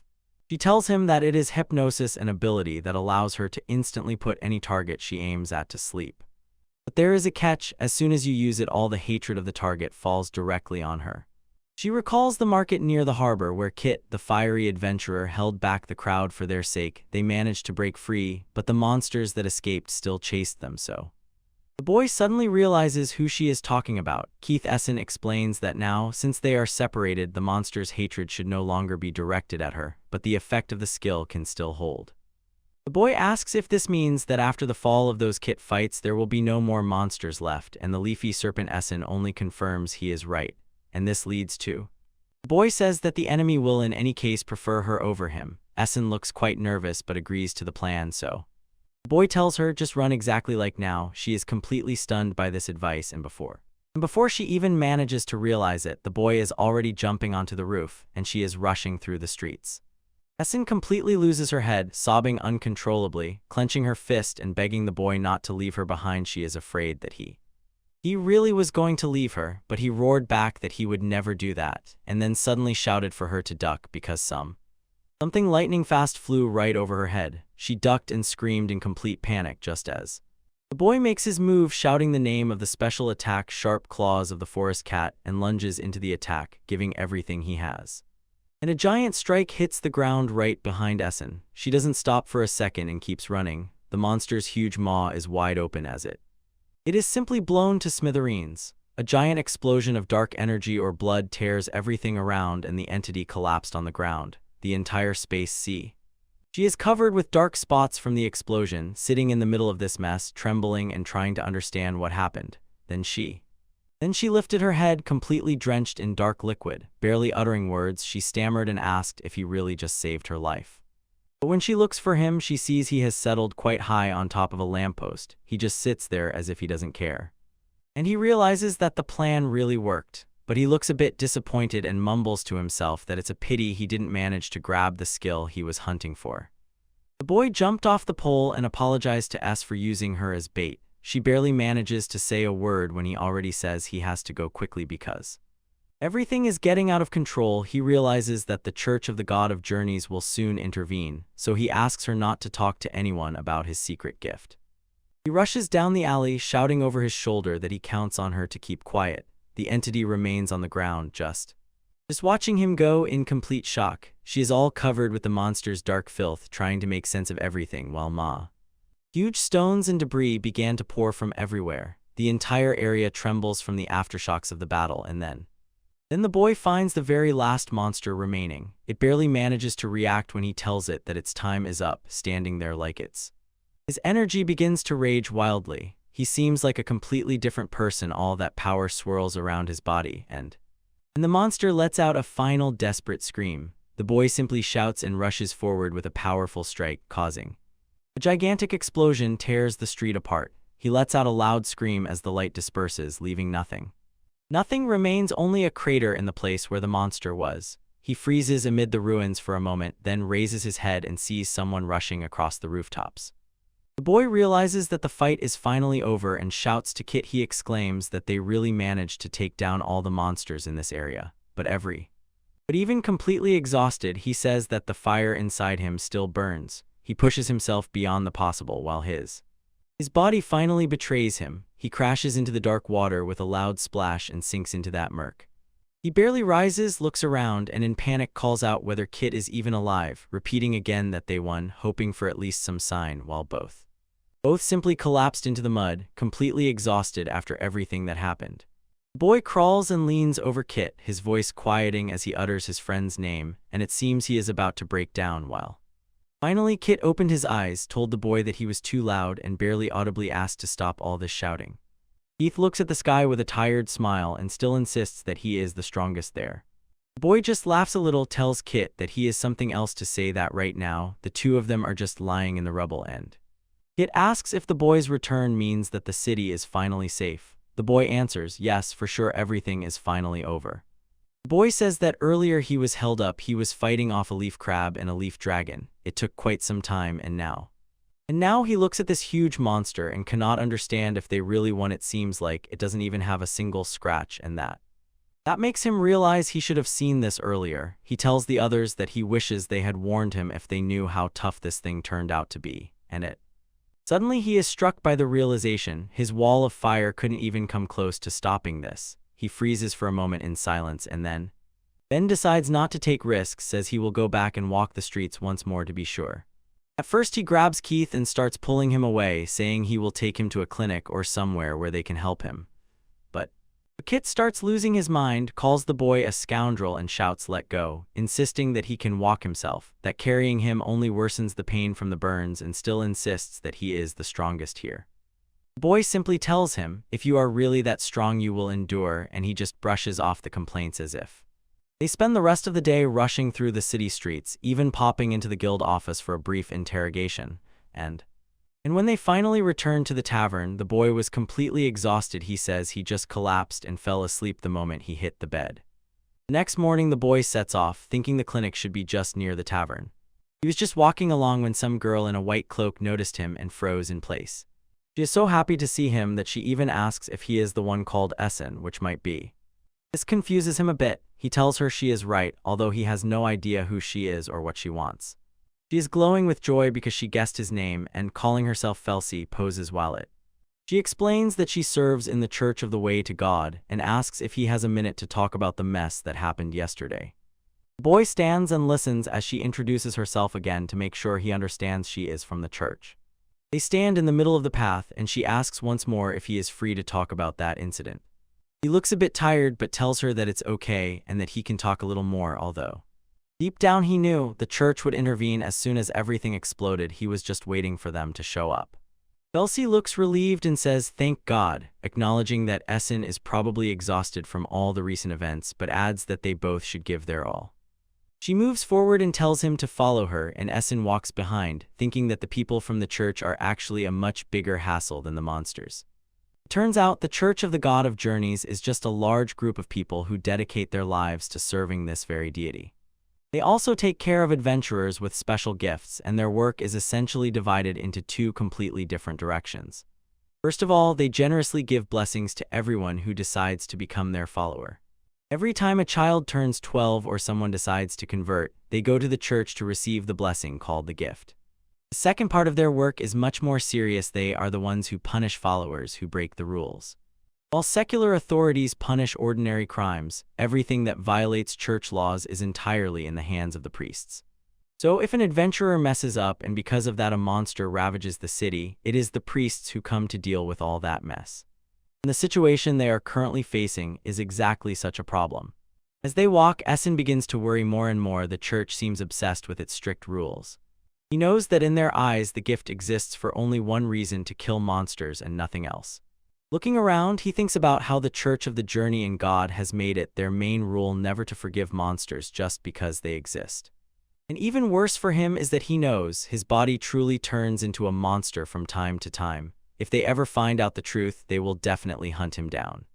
Elsie pulls him out of his thoughts, cheerfully asking him to follow her inside, so he simply agrees. They enter the room. She tells him to wait a second, and he remains standing, wondering what she has planned. Essen sits down, gathers his strength, and trying to look serious, says he wants to talk about the details of the case. Elsie sharply interrupts him and says she already knows everything because she herself read all the investigation materials. He didn't even manage to respond when mountains of food, sausages, eggs, and oysters were slammed onto the table with a bang. Essen just sits there in complete shock. She was completely overwhelmed by that gigantic pile of food she brought out. Essen looks completely stunned when he is called the hero who saved the entire city, and Elsie acts as if it's no big deal. She says she wanted to see him so badly that she came first thing in the morning without even having breakfast. Essen looks at her, his eyes full of surprise. Are you seriously going to eat all this food right here? She starts greedily stuffing her mouth, clearly making it clear that she is not sharing with anyone, but Essen simply says he doesn't even need to. He tries to clarify everything, says that the real hero is Kit and he only helped a little. Elsie thinks he is just being modest but insists it's true and asks her not to drag out the conversation because he needs to visit Kit. She explains that the monster hunt was so chaotic that some details probably didn't make it into the official records, but she definitely mentions that in her version he and his friend received a lot of recognition. When he heard this, it was like a huge burden was lifted from his shoulders. He says it's a real relief that this story has now come out exactly like this. Elsie prepares to dive into a stream of questions, while Essen sits and puzzles over what she should ask her first. Essen looks a bit tense and tells her that everything is exactly as written in the report. Elsie smiles and agrees, but says that it is still important for her to hear the whole story from him personally. Essen looks quite awkward when he admits that he actually wasn't there to see the moment when the monsters began their rampage. He says he learned about the attack only on the way from the dungeon and immediately collapsed. Elsie is still eating, nodding, and suddenly realizes he wasn't even in the city when the incident started. Her gaze became sharp and she said that despite this, it seems as if he already knew what the culprit looked like. Essen recalls this and confirms he recognized only the same person, but he just briefly slipped past her near the entrance to the dungeon, so he honestly says he really doesn't know either her name or any detail. He asks if they have already managed to find the culprit, but Elsie only playfully looks at him and says that it's a secret. She finally let it slip. The hypnotist is being held in the back room, and Essen just sits, trying to digest this news. Elsie was twirling food on her fork and said with surprise how strange it is that the criminal can just surrender. Essen looks very worried and, not hiding his tension, asks her, what will happen to that girl now? Elsie's gaze became dark and she tells him directly that it will be a death sentence. She casually swallows her drink and adds that they do this only after taking away a person's gift. Here is the greatest horror of the church. Everything depends on what the priest decides here and now. Elsie adds that although they all deserve death, this girl is definitely the most guilty among them. She explains hypnotizing monsters is one thing, but losing control and putting the whole city at risk is much worse, and Essen looks a little upset and says that he thought as if all this was already in the report. He points out that the girl's gift actually has a catch: it draws monsters to the side opposite the evacuation route. Although she messed up, he says that she is the only reason why the city was not much more damaged. A creepy gleam appears in Elsie's eyes, and she quietly asks if her rank will rise if she kills the monster she brought herself. The question leaves Essen speechless. He just sits in oppressive silence, and his tea gradually cools. After some time, she lightens the mood a bit and says she almost understands what happened. Essen only tries to look calm and tells her he is just glad he could help even a little. Elsie looked at him and sincerely said that she is truly glad that both he and Kit are nearby to protect the city. Then she bows low, giving him formal thanks from the entire church for what he has done. Essen looks a bit awkward about all this and just gives a short, nervous reply. He decides that it's time to leave, says he is going right now, and at the very moment he steps out. Elsie raises a rumor. Supposedly people saw a monster that looked like a human or a human that looked like a monster. She looks at him sharply and asks if by any chance he knows anything about it. Elsie looks him straight in the eyes with a polite smile and asks if Lord Essen has any ideas. Essen panicked and shouted that he knows absolutely nothing. He tries to excuse himself, says that in that commotion everyone was confused, so people probably saw everything wrong. Elsie simply nods and says she understands. Even he, though in the city, does not know what is happening. But then her mood becomes completely gloomy, and she says that if there really were a monster behaving like a human, her church would have no choice but to intervene and carry out the sentence. Essen stands with a fake smile, all sweaty and terribly scared by what he just heard. Suddenly Felsie becomes extremely cheerful again and, smiling, says she is sorry for taking so much of his time. While he runs away, she waves to him, thanks him, and says she hopes to meet again soon. Essen goes into the forest alone, completely exhausted and trembling after barely escaping trouble. Essen is still trembling after that conversation. He has only one thought in his head: never want to see that priestess again. He heads back to the small stone house at the edge of the forest. Inside the quiet clinic where laundry dries on ropes, it finally quieted down a bit, but Kit looks absolutely terrible, wrapped in bandages from head to toe, like a mummy. Essen enters the room and, a little worried, quietly whispers Keith's name.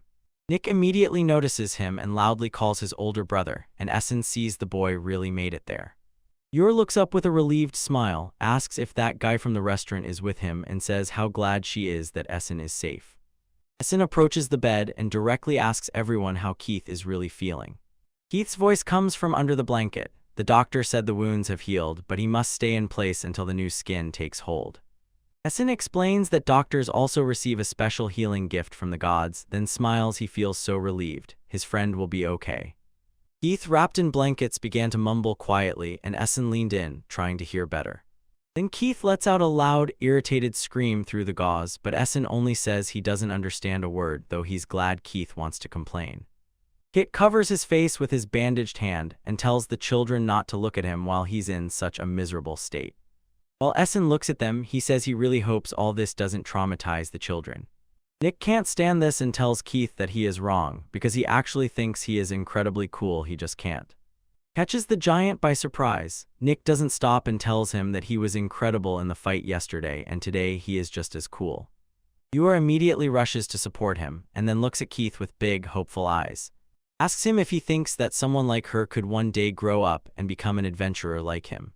Keith got embarrassed, turned away, and snorted angrily, while Essen just stands and thinks that they are all some kind of weirdos.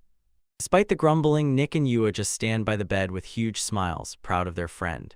He waved goodbye to the guys as they set off, and Nick says he has to go back to help run the shop.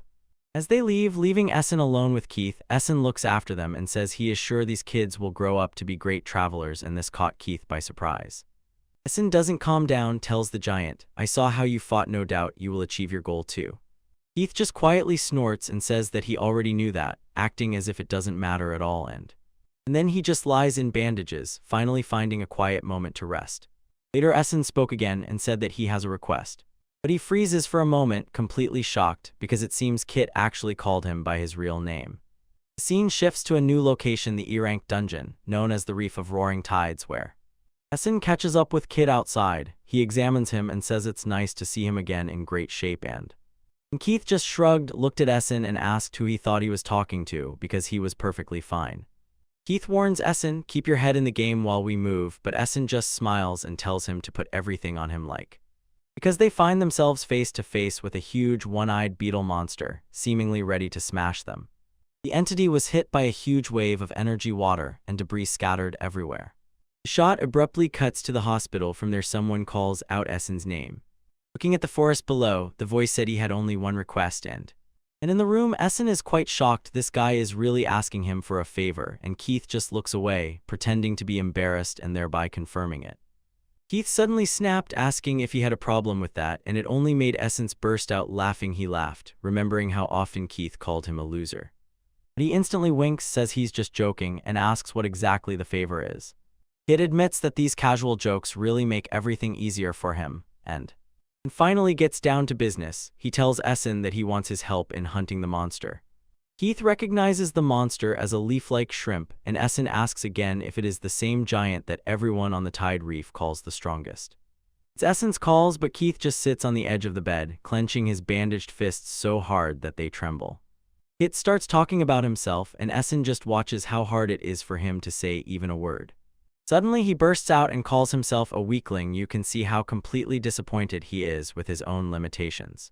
He explains his gift is really the most powerful here, but his body simply cannot withstand this power. And since that dungeon is flooded, for him it is a terrible fight. The best he can hope for is a draw. He looks straight ahead and admits that a few years ago he completely stopped even trying to clear this place. Essen can hardly believe that this is coming from him, especially after that crazy trick Kit pulled yesterday. A serious look appears in Kit's eyes, and he begins to explain what made him act that way. He simply went out and told Essen that seeing that monster just reminded him of his hometown, and that was it. Kit insists that no one released those monsters intentionally, it's just that he had already seen a crowd of monsters before, one that destroyed his entire village. Essen just listens as Kit explains how he apologizes for mentioning it, but Essen says he shouldn't worry at all. Kit continues and says that although his home was truly destroyed in that chaos, in this story there's still shown a ray of hope because even despite all that ruin, no one died. He looks around and suddenly realizes all of this it all happened thanks to one brave adventurer who saved everyone. The boy received such severe injuries that he had to leave, and he could have stayed in the game if he had just waited for help, but instead he decided to save the people standing right in front of him. When Keith recalls this scene, he thinks about how that man did not retreat and single-handedly protected every villager. Kit looks at Essen and tells him that for him, this is exactly how he thinks true strength looks. Essen takes it all in and smiles. Finally, they told Kit, this is why you spoke that way when you yourself became stronger. Kit lifts his head from the hospital bed and tells the boy that he must get that reward for the leaf shrimp because the boy, a little embarrassed by the request, repeats the monster's name, wondering why exactly that. This is the one that matters. The cat explains that if they destroy it, the guild will give a reward, the blessing of the water spirit. This is a special power known for healing and reducing burns, exactly what he needs to get back on his feet, and the boy was completely for it, smiling broadly and saying that this award seemed made just for him. The cat sees the boy smirking and immediately asks angrily why he is making that stupid grimace, but he suddenly becomes serious and asks why this guy is really trying so hard to help him specifically. The boy simply tells him that it is because he felt they both have the same fire burning gan, then he moved on. The boy dodges a giant shell while the monster crashes into the water with a roar. He barely dodges the attack and smiles, realizing that this creature is huge but moves much faster than it looks. The cat complains that the slippery floor is a real disaster for him, and the boy just tells him to stop whining and calls him a slowpoke. Kate becomes serious and sternly warns the boy, if he fails this, it's the end for both of them. The boy just looks at the giant creature and jokes that he is glad to see it in such great shape today, even when huge waves crash around them, and the monster becomes increasingly aggressive. Soaked to the bone, the boy reminds himself that his only job now is to be bait, so he lunged forward and struck a quick blow on the monster's hard shell. How annoying it is, but the boy knows he doesn't have that raw strength that Kata has. This thing is much tougher than the crabs he's used to. And he knows well, Kata still needs a minute to charge up and deliver a real finish. The plan is simple. The boy will use his speed to wear down the monster's health and exhaust it, then Kata can step in and finish it off, so the boy started jumping on the rocks, leading the huge beast on a wild chase through the water. The boy continues to taunt the beast, saying that although it has great strength, it can only move in straight lines. He feels quite confident about the plan, thinking that dodging that thing won't be hard at all. He shouted loudly that such a big body will soon be exhausted, and now all he has to do is wait for Kata to get there. He finds himself under a sudden colossal shockwave that catches him off guard and throws him into the air. Watching from the side, Kata sees the strike and shouts the name Essence, looking as if he's starting to panic. He grits his teeth and shouts to his friend again, eyes wide open. He just realized how bad things have gotten. They realize too late that they are looking at the shrimp's strongest move, its specialized air cannon, which destroys everything in its path. The monster fires a powerful salvo again, cutting through the water and causing waves to break everywhere. Keith makes a sound of irritation and rushes into action, running as fast as he can through splashes and smoke because finally he reaches the boy and, trying to protect him from the consequences, asks if he is okay. Kit looks straight ahead with wide-open eyes, all sweaty, as he realizes what trouble they have gotten into. The boy tries to apologize for letting his guard down, but Kit sharply growls that you cannot underestimate the enemy just because you are on the same team. Kit quietly asked if the boy could still move, and when he answered that he could, Kit abruptly whispered, "We need to get ready quickly." He explained that he had to spend his fire charge just to make that save, and the boy panicked, not knowing what would happen next. The child asks if it is possible to recharge somehow now, but there is no time to talk in. Again, a huge burst of energy tears through the battlefield, forcing Keith to panic and rush aside. Keith groans. Now the real hell begins. The monster has decided to make him the main target. But he freezes for a moment. Through the smoke, a silhouette of the beast breaks through, and he realizes that something is wrong. The monster looks at them with its single eye, aiming at both and charging its weapon. And Kit suddenly realizes, if there are two of them, then the monster also has two guns ready to fire. The boy starts to sweat. The realization overwhelms him. He asks what this really means for them. How? When the beast begins to destroy everything around, Kit understands that the creature is aiming at both simultaneously, forcing them. Breaking through the mud, the boy curses under his breath, trying to outrun the explosions. They looked completely exhausted, and he understood. If the attacks keep coming one after another, they won't even be able to catch their breath or try to recover. So Kit moves forward, though wrapped in bandages. Someone shouted "Essen" while he tries. To find a gap, he decides to make his move right now, and suddenly a huge cloud of smoke rises.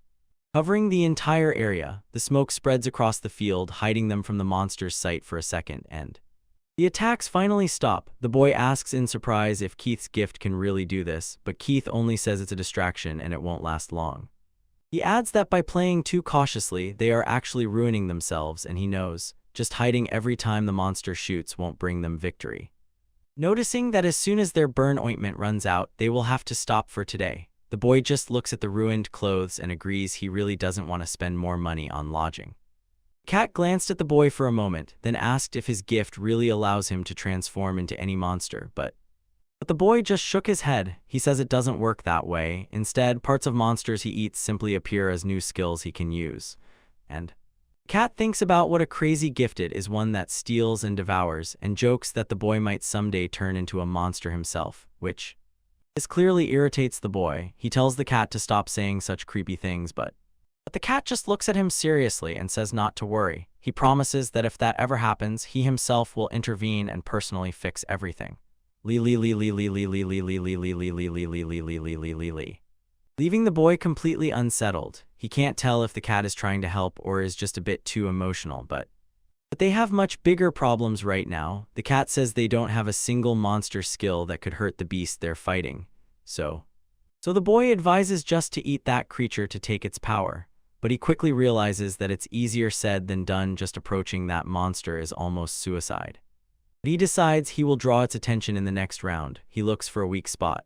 He asks if the antennas are unprotected, but he immediately begins to doubt himself because he's afraid that thing will just stab his throat if he tries anything. Keith looks very irritated when he asks the boy, whom he considers the one who ruined their plan from the very start, and then sharply tells him to back off and give him that part. But the boy is still a bit worried and reminds Keith that even if he manages to eat part of the monster, there's no guarantee they'll get a skill that will really save them. So Kit says that he is fully aware. He believes that even if this is not a perfect solution, more weapons in their arsenal are always better than nothing.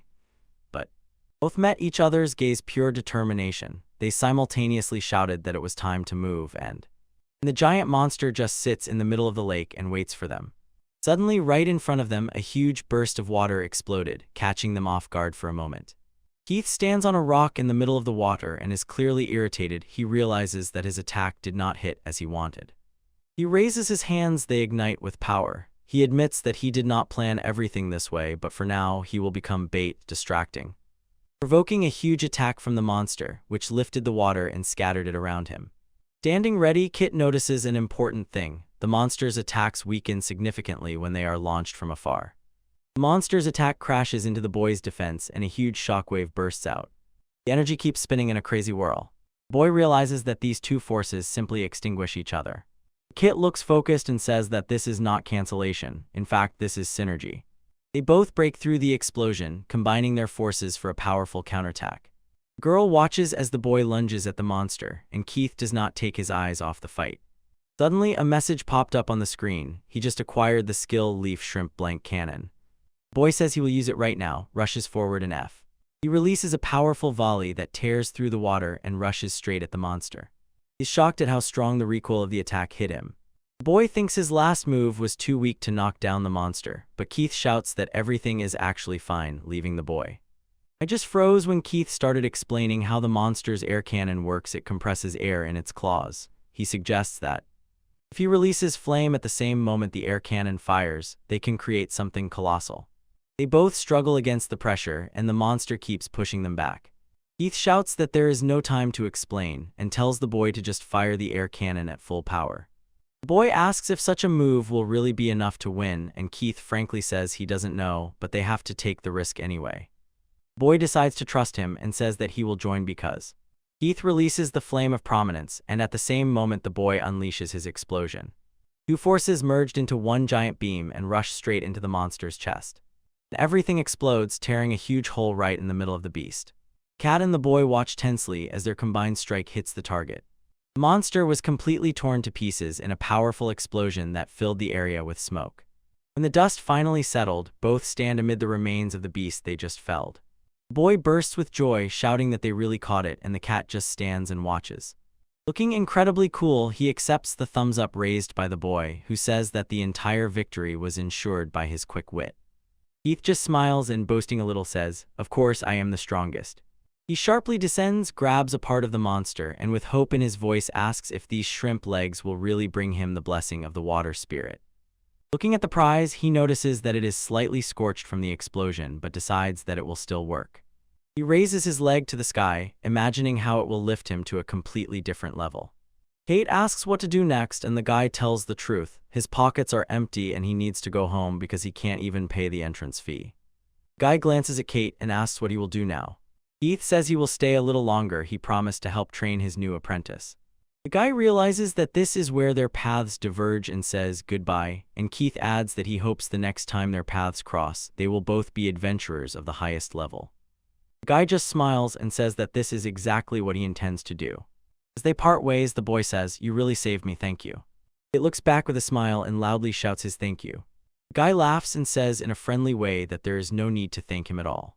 They seal it with a firm fist bump and finally set off. The entire action moves to the massive stone entrance of the main headquarters, the official guild where adventurers of the highest rank gather to find quests. Polaris was walking by when suddenly someone shouted her name from behind. It turned out to be Wellness, leaning against the wall and telling her that she looks wonderful today. She did not buy this act at all and angrily asks if he was just lying and waiting for her to show up again. Wellness, an adventurer of the 73rd high-level rank, just laughs and says it was a complete coincidence, but Polaris indifferently told him to stop following her. She absolutely does not want to join his team. He looks him straight in the eyes and says that he will only slow her down. Wellness just takes the blow, smiling, and says that she is as tough as ever. He starts walking beside her, sincerely admitting that his gift is not for attacks, so he might not suit her character. Although he still believes that their different skills would actually make them perfect opponents in battle. Then he becomes a bit more serious and says that this is not even the reason why he came to her, and Polaris remains quite puzzled. Wellness begins to tell how he was really quite surprised that day. He recalled seeing her check the rating on the board and then suddenly rush down to the lower district. Polaris directly asks him if he was following her, and he just chuckles and says that someone as noble as her has no business being in such a disgusting place. She sharply replies that it's none of his business, tells him to stop babbling and just move aside, but he just threw that look at her and asked if he really was following her.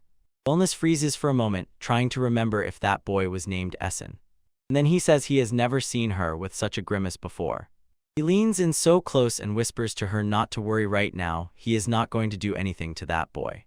He lectures for a long time that people of their high status should behave a bit more dignified and all that. He came right up close to her face and told her to stop associating with pathetic adventurers, saying they ruin the reputation of everyone who has a high rank. Wellness leaned in and told Polaris that from now on the fate of that child depends on her actions, and Polaris She just grits her teeth, and Wellness laughs and says that they probably should stop the verbal sparring for today. Polaris starts to walk away without a word, but Wellness shouts after her that she really should think about it.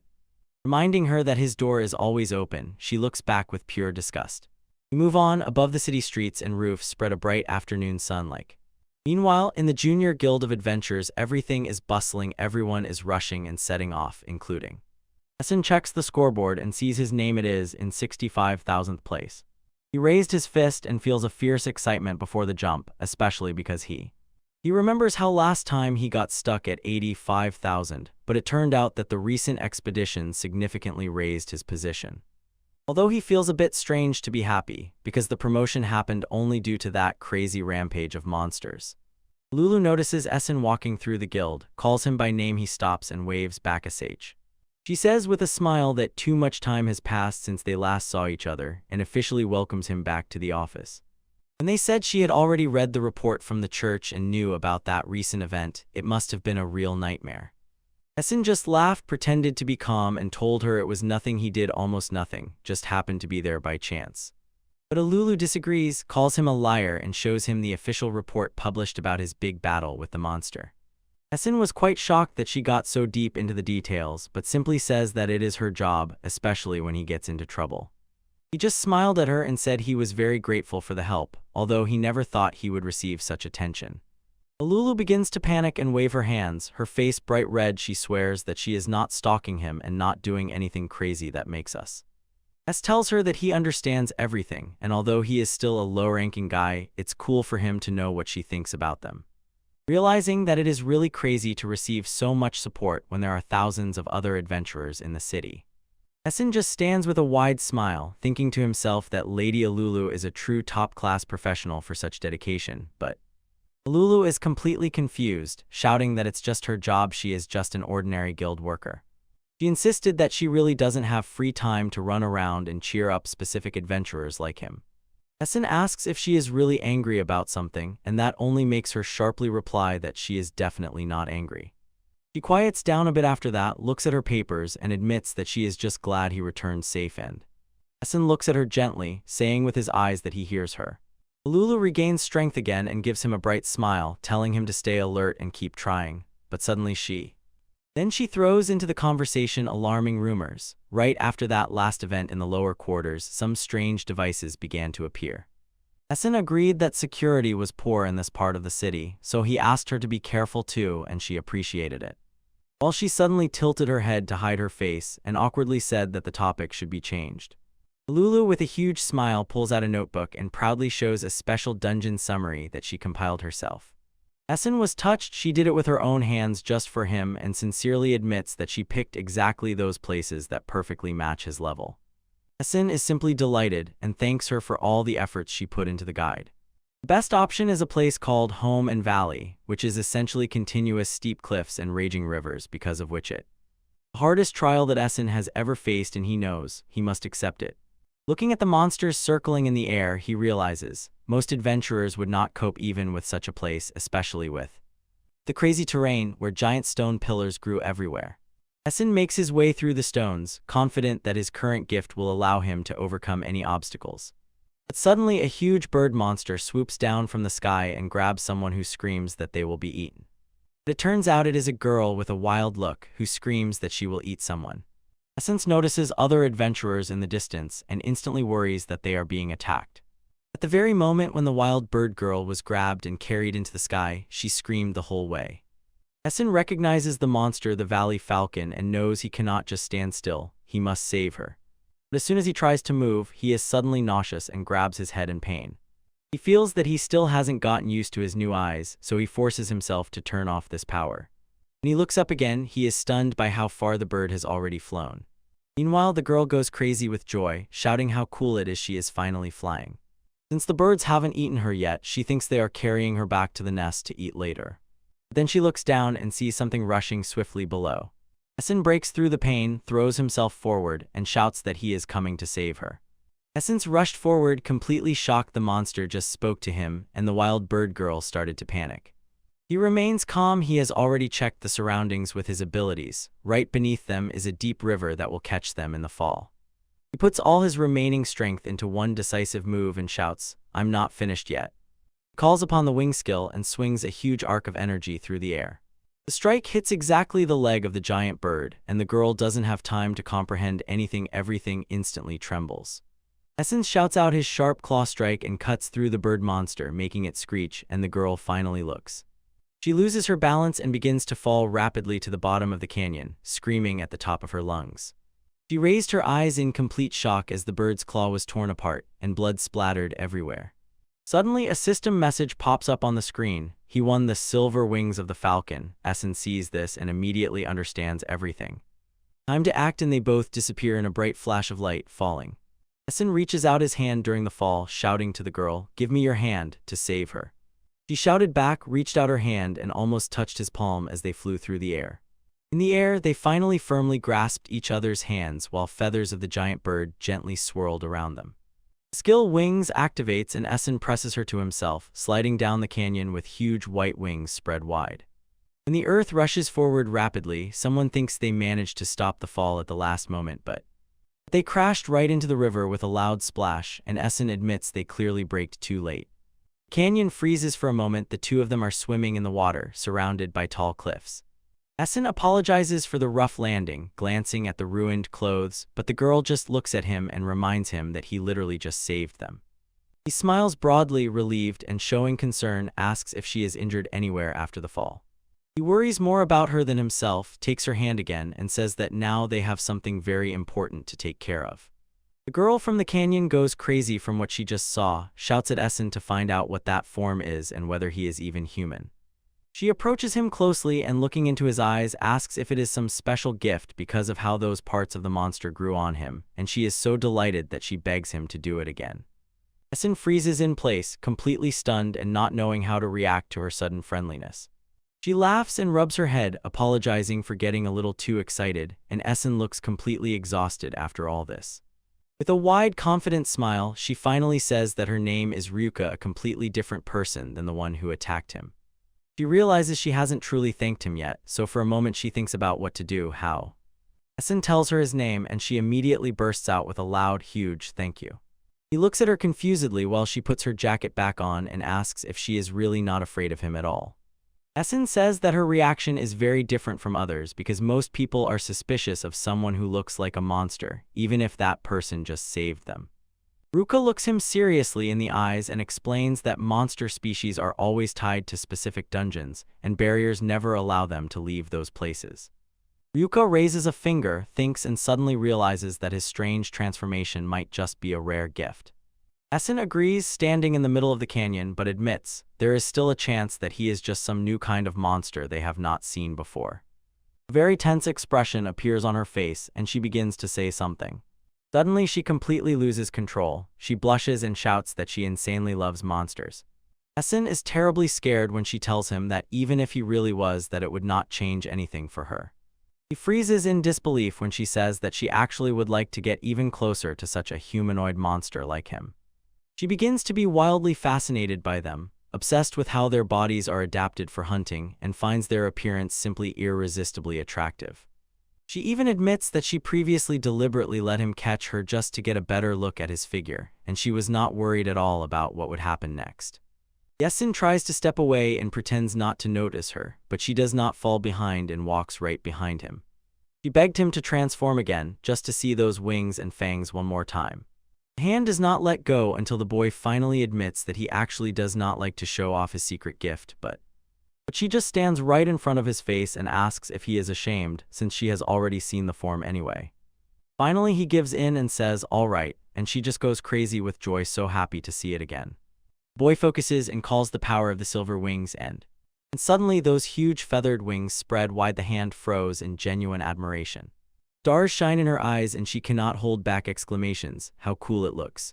The boy just looks back over his shoulder and asks if this is really what she wanted.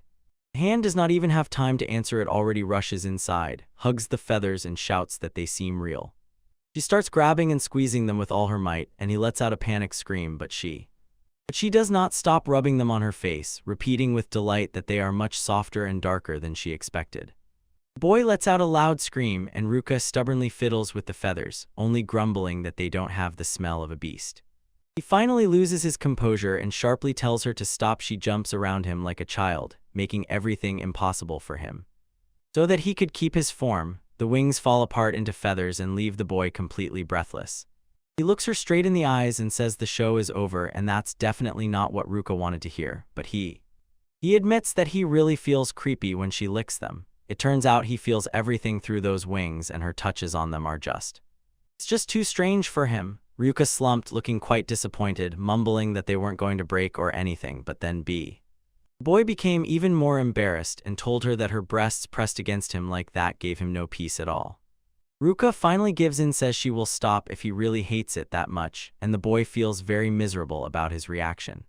The boy stands and tries to fix his gear, and Ruka just watches him, her face becoming serious as she asks if Essen is really just a low-rank adventurer. The boy is embarrassed why she asks right now, and she just nods at his clothes. He is still completely disheveled. The boy explains that as soon as adventurers rise in ranks, they start using gear made from monster parts because it can really heal itself. He looks at his torn clothes, realizing how much damage they took during the fight and tells Ruka that she strangely understands high-level gear well. He couldn't resist and asked if she herself was some kind of elite adventurer, but Ruka the hand simply laughs in response and tells him that he is completely wrong. Closing her eyes with a proud smile, she explains that she actually works as a craftswoman. She raises a finger to catch his gaze and begins to make him quite an offer. She smiles and says that she has long thought about crafting new equipment for him herself. They stand before a colossal mechanical building like a creature with giant legs, and the scale of this workshop is simply insane. It towers in metal cladding and is entwined with strange pipes. The hand playfully stuck out her tongue and told him that this is her way of thanking him for saving her life and allowing her to see his special power. She spreads her arms wide and exclaims "Tada" as they reach the door, officially introducing him to her workshop. The boy froze completely speechless. He raised his eyes to that giant structure, barely believing his own eyes, and he realizes that he would never have guessed such a place is located right here, on the outskirts of the city. The boy mentally tells himself that although this is his first time at a master class, this place is just too real. The hand giggles and jokes that it is more of a monster than a shop, and the boy just looks exhausted and asks why it has legs, saying it looks like a huge spider. Walking, the hand explains that she actually summoned this place with her gift, what she calls her magical engineering workshop. The boy follows her up the stairs and sincerely admits that having a craft gift is really cool. Yuko twirled her finger in front of him and said that he misunderstands how her power works. She simply says most craftsmen are ordinary blacksmiths or cooks engaged in simple crafts. Her power is different. It is a gift created specifically for a high level of technology and skills. She gives him a broad smile and says that her gift stands out among all, just like his. The boy smiles in response and asks if that means she is special too. Ruka laughed and said she liked how that sounded, then headed to the door to show him what was inside. Ruka urges the boy, "Faster, come in." He enters the workshop and looking around is completely stunned by the huge furnace and all the equipment. Yuka heads straight to the far end of the room where the fire burns, passing by her tools. The boy notices a huge pile of books and various monster parts stacked in the corner and cannot contain his admiration. Looking at all the hammers and tools scattered around, he tells Ruka that she really looks like a true professional craftswoman. Ruka pretends that it goes without saying, says she needs to prepare a bit so he can calmly examine everything he wants. The boy says he has already started doing that, gives her a brief smile, and begins to look around the room. He finds a creepy monster jaw with rows of sharp teeth lying on one of the work tables. The boy leans closer, scrutinizing and wondering if it is some kind of rare mid-level material, but when he reaches out his hand, the jaw suddenly snaps shut right on his hand. He starts screaming in pain, and Ruka indifferently says that he probably shouldn't touch things so carelessly. And while the boy panics and screams that his fingers are about to be bitten off, and Ruka just stands there laughing. Eventually, his finger is tightly wrapped with heavy bandages to stop the bleeding. Ruka indifferently explains that materials from undead monsters always behave like that, and the boy just sits and cries, saying she should have said so earlier. She doesn't feel guilty at all and mockingly reminds him that he was the one who went ahead and touched it, even though she only allowed him to inspect it. The boy tries to justify himself, saying he couldn't have known because that thing was almost a complete trap. Suddenly, Ryuki's eyes light up and she says she just came up with something really cool. She instantly jumps up, saying she will make a completely new plan for his equipment right now. He unfolds a notebook and prepares to start sketching new equipment. A strange expression flashes across Ryuki's face, and she notes that it's already late, so there's no point in wasting time. She picks up the tape measure with a huge smile and tells him that since she is sewing his gear, he needs to undress so she can take measurements. The boy just froze with a blank stare, completely stunned by what she had just asked him to do. His hand starts to strip off his clothes and calls to him, we need to hurry, it's already getting dark. The boy explodes and tells her that you can't just undress people like that, and she only wants to find out why he is so shy.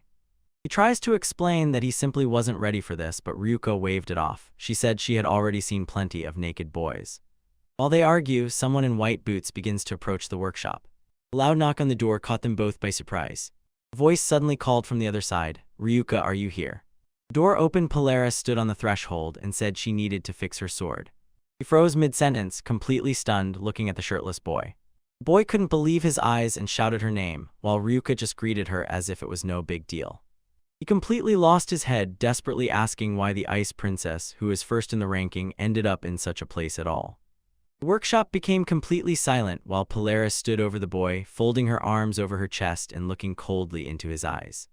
The boy sits on a wooden stool, shirtless, all sweaty, as if he found himself in a nightmare.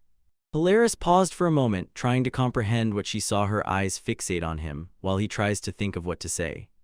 He smiled nervously and told Polaris that they hadn't seen each other for a long time.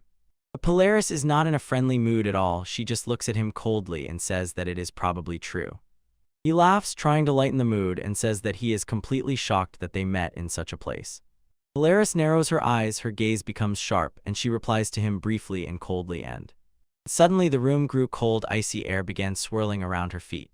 The boy shivered from the cold, feeling the air become icy, and at that moment Polaris asked if she was really interfering between him and Ryuka. She looks at him with a frightened dark gaze, as if saying, he really no longer needs to pretend. Polaris scans the boy from head to toe and says that his condition clearly shows what is happening here. She says that he seems to be having a great time, but he panics and shouts that she misunderstood everything. Ryuka was just taking off his clothes. He desperately tries to get out of trouble, saying that he literally just met Ryuka today, but this only makes Polaris even more skeptical. She again says that he is hanging out in the house of a girl he just met. The guy completely loses his head, realizing too late that his explanation made everything much worse than it actually was. So he starts waving his hands like a maniac, shouting that it's all just a big misunderstanding.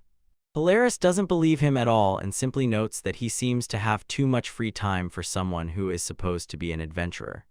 He cuts in immediately, telling her that nothing of the sort. He has actually been busy all the time. The guy hurriedly explained that he took off his shirt only because they were supposed to take his measurements, and insisted that there was nothing suspicious here. He simply has no time to mess around with girls. And then Polaris suddenly smiled slightly and told him that she was just joking all along. Polaris admits that she was just teasing him, seeing his face after such a long separation. She just wanted to joke a little. The guy tells her to stop. Her teasing is actually scary, and Polaris just briefly apologizes. She continues, explaining that she has known Ryuka for a long time and definitely knows what kind of girl she is. This makes the guy realize that Ryuka must be the one who makes all of Polaris's high-class equipment. Polaris confirms that's exactly how it is. It turns out Ryuka is a true legend among elite adventurers, a master of the highest class who truly knows her craft. The boy is completely stunned by the news, and Polaris says that she herself is surprised to see him hanging around there. Just at that moment, Ryuka called from another room, "Sorry, Polaris, for making you wait so long." And she appears, hands over a huge sword, and tells her that the service is completely finished. Polaris gave a brief thank you, and Ryuka just shrugged as if to say there really was almost nothing to fix. Ryuka says that Polaris always helps a lot, and the girl explains that she just slightly adjusted the spear tip so that magic flows through it better. Ryuka can't hold back a smile and tells Polaris that she really takes great care of all her equipment.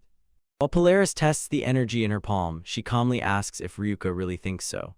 Polaris says it's only because Ryuka makes such high-quality things, and the girl blushes and asks her, "Stop it." The boy thought about how incredible it was that a top ranker considers her a master, and wondered if someone of that level would really make equipment for him.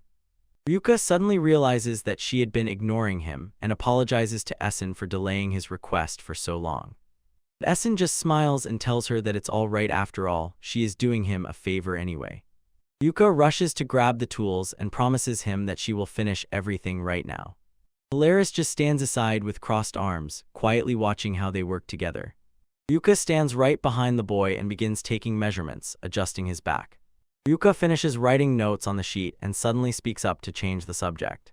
He glances at both of them and asks if they really know each other. The boy says yes and Polaris agrees, but she seems a bit more reserved. Pouring herself a drink, Polaris says that they are more likely just from the same city by chance. And this greatly interests Ryuka. You don't see that every day. She notes that both of them now travel alone and asks why they don't work together. Since they are from the same place, maybe they just don't get along. He laughed awkwardly and admitted that they actually once, at the very beginning, tried to form a team, but Polaris swallowed her drink and explained that the difference in their skills became noticeable almost immediately. She throws a serious look and says that it was actually Essen who decided to disband the group. She left the boy completely confused while he awkwardly tried to apologize for how everything happened back then. The boy smiles a little awkwardly and admits that he always knew he was only holding her back. Ruka nods, saying that she understood everything. Polaris's rise to power was really on another level. She explains how Polaris appeared out of nowhere and quickly shot up the ranks, hitting 9th place. In just a year, incredible, since most people don't even break into the top 10,000. The figure of Ruka Essen simply didn't want her friend to carry her, probably out of pride, but and the boy looks her in the eyes and firmly says that a high rank means nothing if there is no real skill behind it. Ruka smiles and casually says how she likes Essen's attitude, and this completely caught Polaris by surprise. Ruka teased them more and more, and the boy lost his head, shouting that she would misunderstand them. Returning to business, Ruka marks his hand with a pen and says she will make equipment that truly matches his determination. Polaris watches them closely, not understanding why a top master would go to such lengths for someone like him. Ryuka licks her lip and smiles slyly, explaining that this equipment is her way of thanking him for saving her in the dungeon. Polaris closes his eyes, takes in everything around, and finally understands why Crapper tries so hard. Looking back, Ryuka remembers that their first meeting felt exactly like that. Back then, everything was pure chaos and people were shouting for help. Polaris points out how Ryuka even dragged Essen into her drama, and it throws the master so off track that he starts apologizing for all this fuss. The guy just confidently raised his thumb and told both of them that he was 100% sure from now on Essen would become much stronger. Polaris looks at him for a moment and quietly agrees. She smiles to herself and says that she is actually looking forward to seeing that because it would be quite boring if he remained weak. The boy's eyes became serious and he promised her, "I will definitely catch up with you wherever you are." Ryuka and Polaris exchanged a glance, both feeling the weight of his determination, and for a moment the room fell silent. Until Polaris finally decides it's time to go home, leaving Ryuka and the boy waving goodbye to her as she disappears down the street. The door clicked, a voice called Ryuka, and Wellness entered as if nothing had happened. He smugly smiles at Polaris, tells her leave me alone, and asks why she is wandering again in such a remote corner. Polaris completely loses his head, shouts his name, and accuses him of following her all the way there. The boy just stands and looks puzzled, while Polaris starts sweating from stress. Wellness has a creepy look in his eyes, and Polaris wonders if his appearance at this moment is just a coincidence. He just looks at him, pronouncing his name as if it were a curse. The boy tries to understand what is happening and asks if this man is familiar to Polaris, just as Wellness finally notices him standing there. Suddenly he covers his nose and grimaces, as if sensing a very disgusting smell in the air. He approaches the boy directly and looks him over from head to toe with a cold, condescending gaze. It is clear he considers him inferior. The boy finally loses his composure a little, meets his gaze, and directly asks what is wrong with him. Wellness just stands, covering his mouth with his hand and quietly laughing, as if he has some big secret. He looked at the boy with pure disgust, as if asking why such a miserable person was even allowed to get here.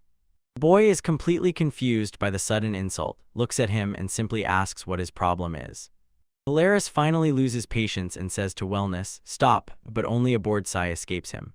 He tells Polaris that associating with a rat like that guy does not suit her and completely ruins her image. Wellness now pays attention to Ryuka and gives her unsolicited advice. She really should start choosing better clients. He does not stop, telling her that letting people like that guy in will only destroy her reputation.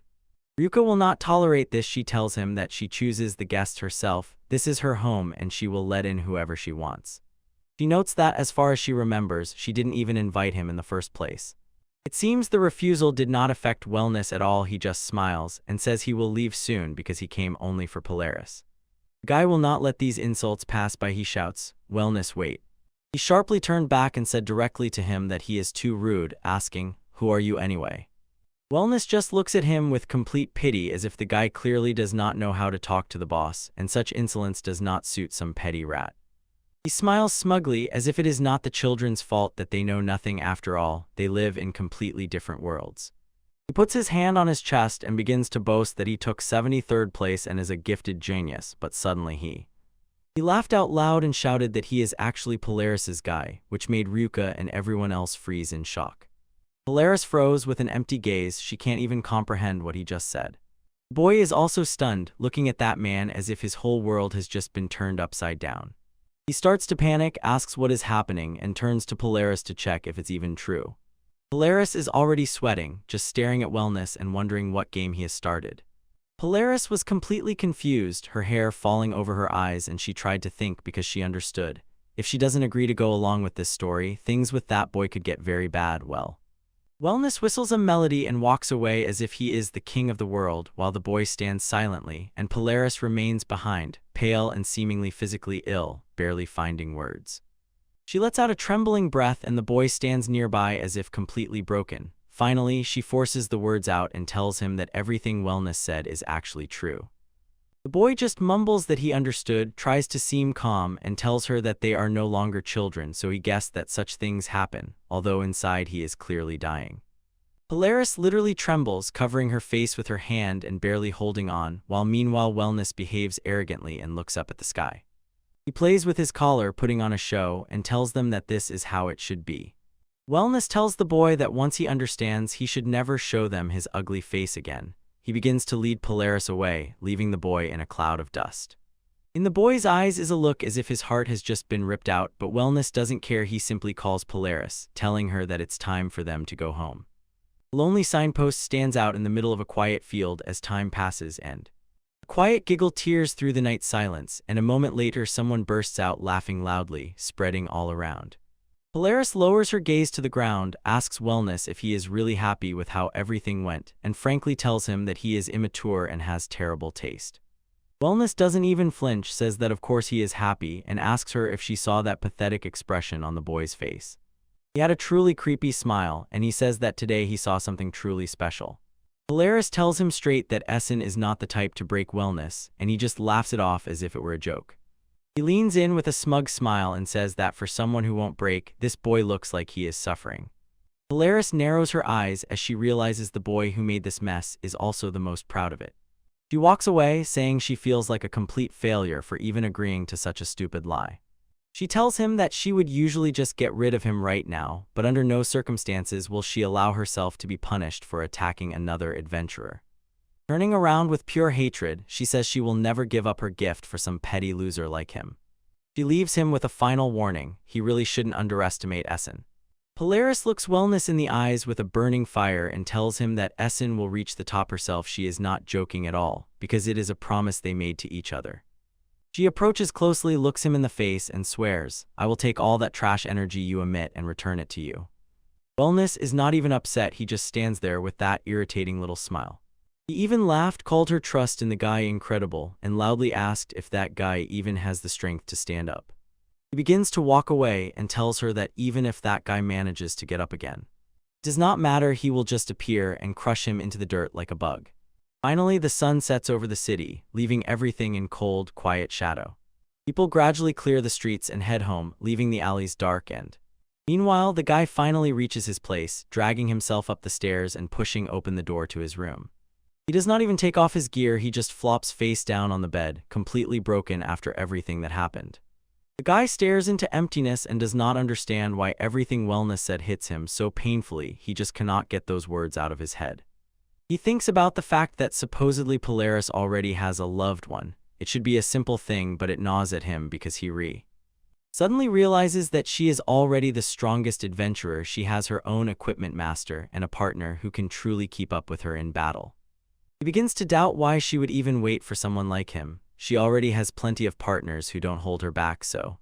He is tormented by the question, does she remain faithful because of some old promise, or does she simply pity him? He recalls those old days when she really needed him by her side.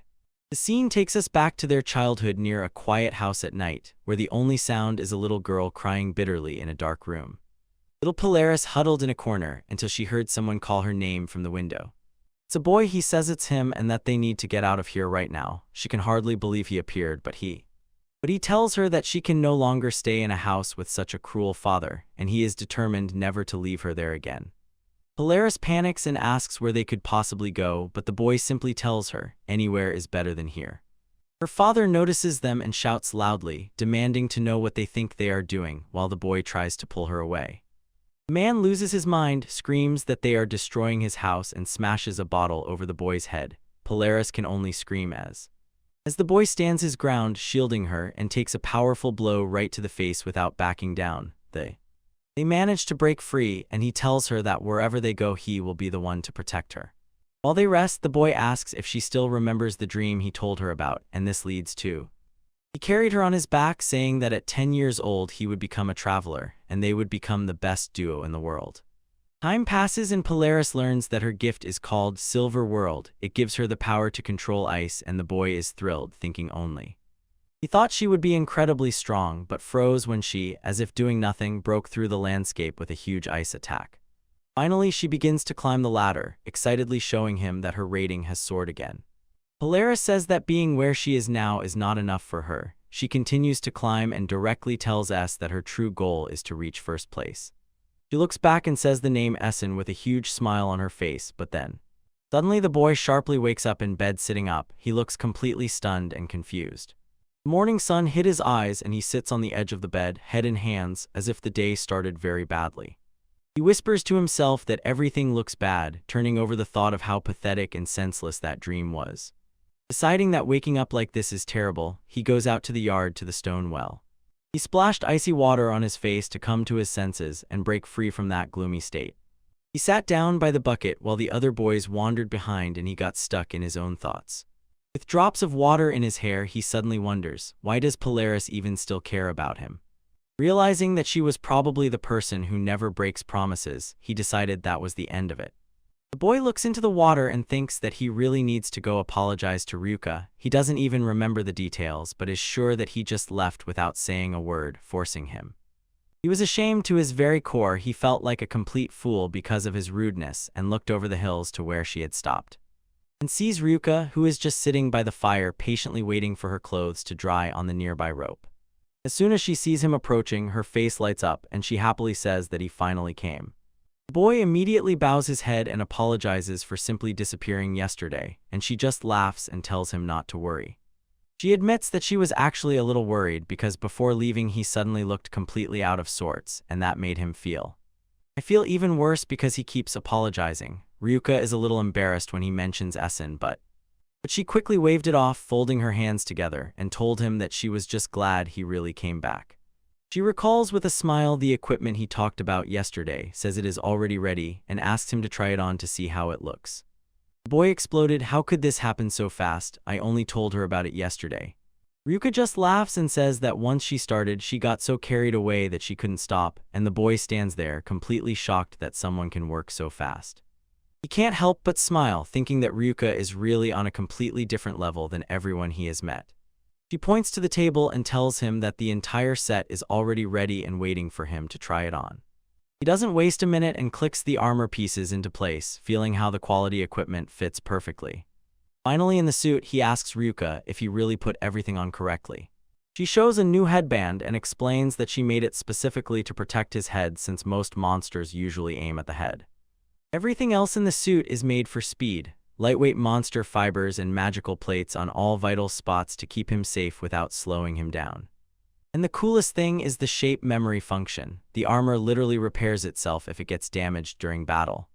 Although the materials were of average quality, she confidently promises, this suit will withstand even the most dangerous high-rank dungeons. The boy starts jumping in the new equipment, exclaiming how light and incredible it is, while Ryuka just beams with pride at her completed work. Ryuka suggests next to test the equipment's self-repair function, and the boy enthusiastically agrees to see it in action. She pauses for a moment, admires her work, and says that his wings look wonderful in the new suit, while he just stands. Fabric on the armor begins to slip off and tear as the self-repair magic activates, and when the boy is completely stunned, he shouts that the repair function really works right before his eyes. He starts to look more closely at the quality and realizes that she used sea-level materials for all of this, This throws him off a bit. He begins to panic and asks her if such a high-class suit is really very expensive. Ryuka simply smiles sincerely and says don't worry, she sees it as an investment in your future. She doesn't forget to add that next time she will definitely charge him money, so he better get stronger and finally start earning for real. The boy agrees and nods but quiets down a bit, lost in thoughts about what it really means to become stronger, doing re. Ryuka ponders, did she accidentally kill all the hype by taking the future too seriously? Ryuka completely caught the boy off guard when she asked if Essen really had feelings for Polaris. She doesn't let the conversation die by the campfire, deliberately bringing up how Essen behaved around her, asking him directly if he thinks Essen really loved her that much. The boy falls silent and looks away, admitting that if you think about it, maybe it was so. He asks if she really felt those vibrations, and Ryuka replies that she definitely felt them, explaining that when someone is so openly depressed and doesn't hide it, it catches everyone's eye. The boy only weakly smiles and says he sees what she meant, feeling a bit teased. He sits down next to the fire, almost without strength. The heavy conversation drained everything out of him. So Ryuka tells him, if you need to vent, you can always talk to me. She says that she is used to seeing in her work how people reach their limit and forever give up the adventurous life. Ryuka lowered her eyes and said that even the strongest sometimes cannot recover after losing a friend. She says that some are even betrayed by their party despite generous gifts, and others just reach their limit and give up. Then she tells the boy that she honestly believes everyone here is strong both in body and heart. She explains that everyone who puts their life on the line against monsters must have the resilience of spirit to look fear in the face. The thing is, even the strongest has a limit, and it shows it, barely flicking a small nut, forcing the shell to crack wide open until its fragments rolled on the ground. Looking him straight in the eyes, she says that no matter how strong something looks on the outside, everything has a weak spot, because things inside are always much more fragile than the shell. The boy is silent, looking at the floor, comparing himself to a cracked nut and feeling as if he has finally been split open. Ryuka softly told him at the end that keeping everything inside doesn't help, and it's perfectly normal to lean on others when it gets hard. The boy sits curled up on the ground, finally allowing everything to reach him, and says that now he understands. He raises his gaze to Ryuka and admits that he is not even sure if what he felt for Polaris was true love. He says that his need to protect her was much stronger than anything else. Ryuka is shocked. Looking back, he tells her that it's hard to imagine now, but Polaris was once very weak until she received her gift. He recalls how she lost her mother in childhood, and how because of that her father turned into a cruel drunkard. And it really got bad, and he tells how she just silently endured all the blows. But in the end, he could no longer bear to watch her suffering, so he took her and they both ran away from the village. He sits again by the fire and says that Ryuka already knows the rest of the story from their travels, but he looks at the sky and reminds her of the promise they made to his children to become the best in the world together. Even though she eventually left him behind, he admits the only reason he worked so hard was that old promise. The boy remembers how Wellness came and declared that she was Polaris's lover, and admits that at that moment it felt like all his strength left his body, and he realizes that this should not have been the reason why he pushed himself so hard. They sit together in the quiet night, just watching the fire. Ryuka broke the silence and said she knew, directly to him, what you feel is just jealousy. The boy sighs deeply and leans back, saying he is pathetic, and Ryuka just looks at him with a smile so sh. She suddenly laughed and told him honestly, it's really not a big deal. He doesn't buy it, says it's not normal at all when their childhood promise turns out to be just a cover for such pathetic feelings. Ryuka looks him straight in the eyes and firmly says she doesn't think so at all. She explains that if he is aware enough of his feelings to truly say these ugly emotions out loud, then he will definitely be fine. The boy still looks uncertain and quietly asks if everything is really okay because he fears he will no longer find a reason to try. The hand directly tells him that there is no reason to change his feelings, and the boy looks at it, completely confused and does not understand where it is heading. She poked her finger at his side and passionately explained that he hadn't even heard Polaris's side, so he shouldn't behave like some selfish person as if he just kidnapped her. And the boy looks at the ground and says that describing him like that is too harsh, but the hand doesn't stop and asks if such a bold boy really. He is ready to give up the girl he likes just because of rumors that she supposedly has a lover. The boy just sits with a tired, exhausted look, but then finally, he gathers his willpower, clenches his hand, and admits that deep down he really does not want to give her up. He raises his gaze with fire in his eyes and says that it was precisely because he liked her that he was able to save her then, and that he still loves her, so from now on he strives to be the one who protects her.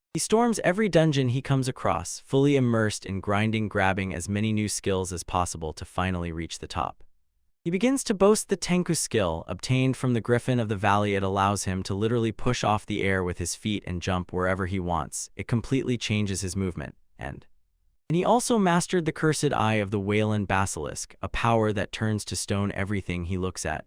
With these new abilities, it is clear he has become much stronger than ever before, and with a pleasant feeling of progress, he returns to look at the boards and agonizes over exactly where he is now in the world ranking after all this grind. He sees his name on the screen and sees that Essen has risen all the way to rank 50,553. This is a huge leap compared to where he started, and he suddenly realizes that he has only a few positions left to break into the top 50,000. This will finally raise him to an intermediate rank. While he is celebrating, Lulu appears and asks how he has been holding up lately. He is glad to see her and tells her that everything is going great, especially because he has already cleared almost all the dungeons she told him about. He is moving fast, so Lulu tells him that this is really impressive and asks if he is already looking for a new dungeon to conquer. He admits that he is and asks if she has any good leads, but she looked at him and said that dungeon crawling is cool, but then asked if he wouldn't mind taking on a completely different kind of job at least once.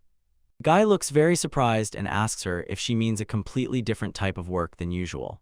Lulu smiled and explained that she wants him to take on a special request that came directly from the guild itself. She says that it is not widely known, but the guild actually carries out a bunch of tasks that are not about clearing dungeons at all, so she promises him that the reward for this will be incredible. The boy admits it sounds tempting, but he looks a bit tense and says that right now he really needs to focus on his rank. Lulu becomes serious and warns him, being on a wave of luck is the most dangerous time for any fighter. She tells him sincerely, adventurers sometimes need to break away from the continuous routine so that their head is in the right place. The boy falls silent for a moment, realizing that she just wants to take care of him.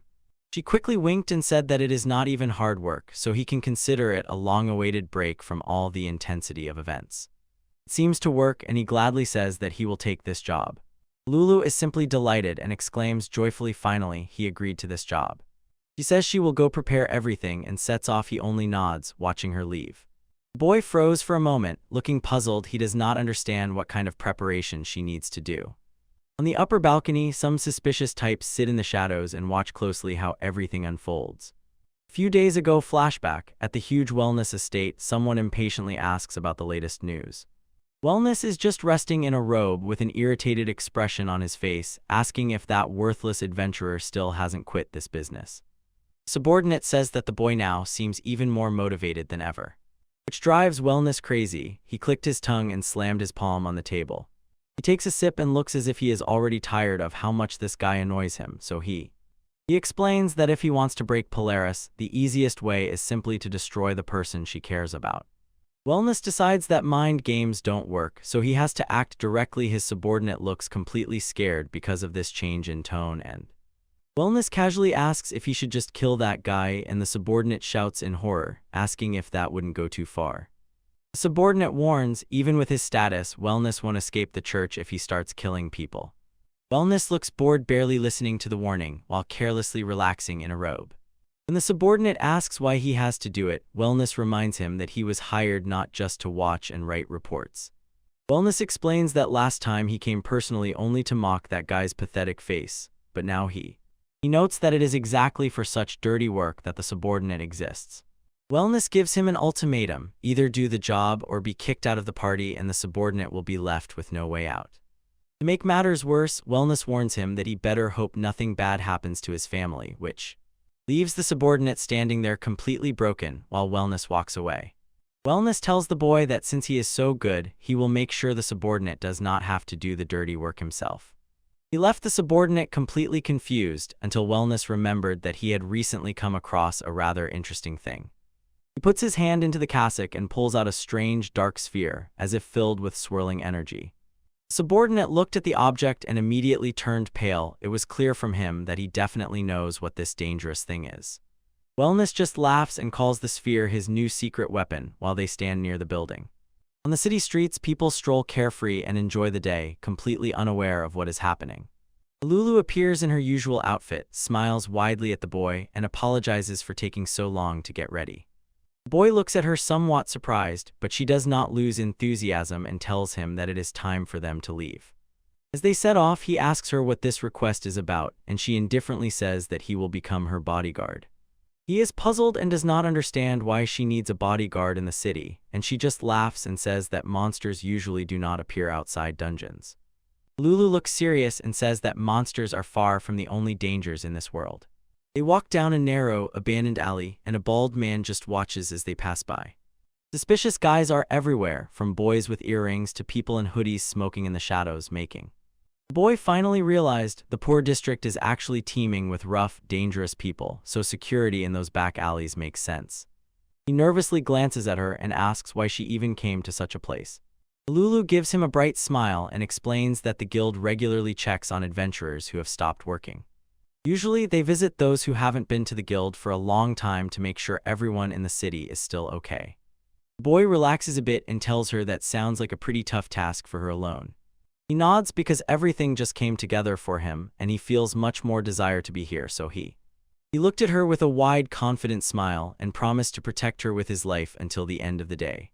The group finishes their patrol in the bad district, leaving behind dark alleys where suspicious guys hide in doorways. As they walk, the boy enthusiastically tells Lulu that she is incredible. Not once did she get lost, and he even asks if she memorized the entire map in her head. Lulu giggled and explained that it's actually just a convenient gift guide, which tells her which path to choose. She says it also helps her find lost items or even track down the people they belong to, and it makes her job much easier. This is a completely different force, not like most adventurers, and that's exactly why, she says, it is so interesting. She takes out her clipboard and circles the last person on the list, sighing with relief they have finally finished the work. Turning back, she says how glad she is that everything went so smoothly, and the boy simply replies that it is thanks to her efforts. He tells her, just say the word if you need help again, and Alulu smiles sincerely, saying that she definitely counts on him.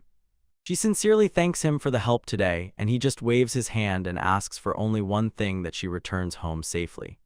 Lulu thanks him for being so kind, and waves one last time as they part for the night.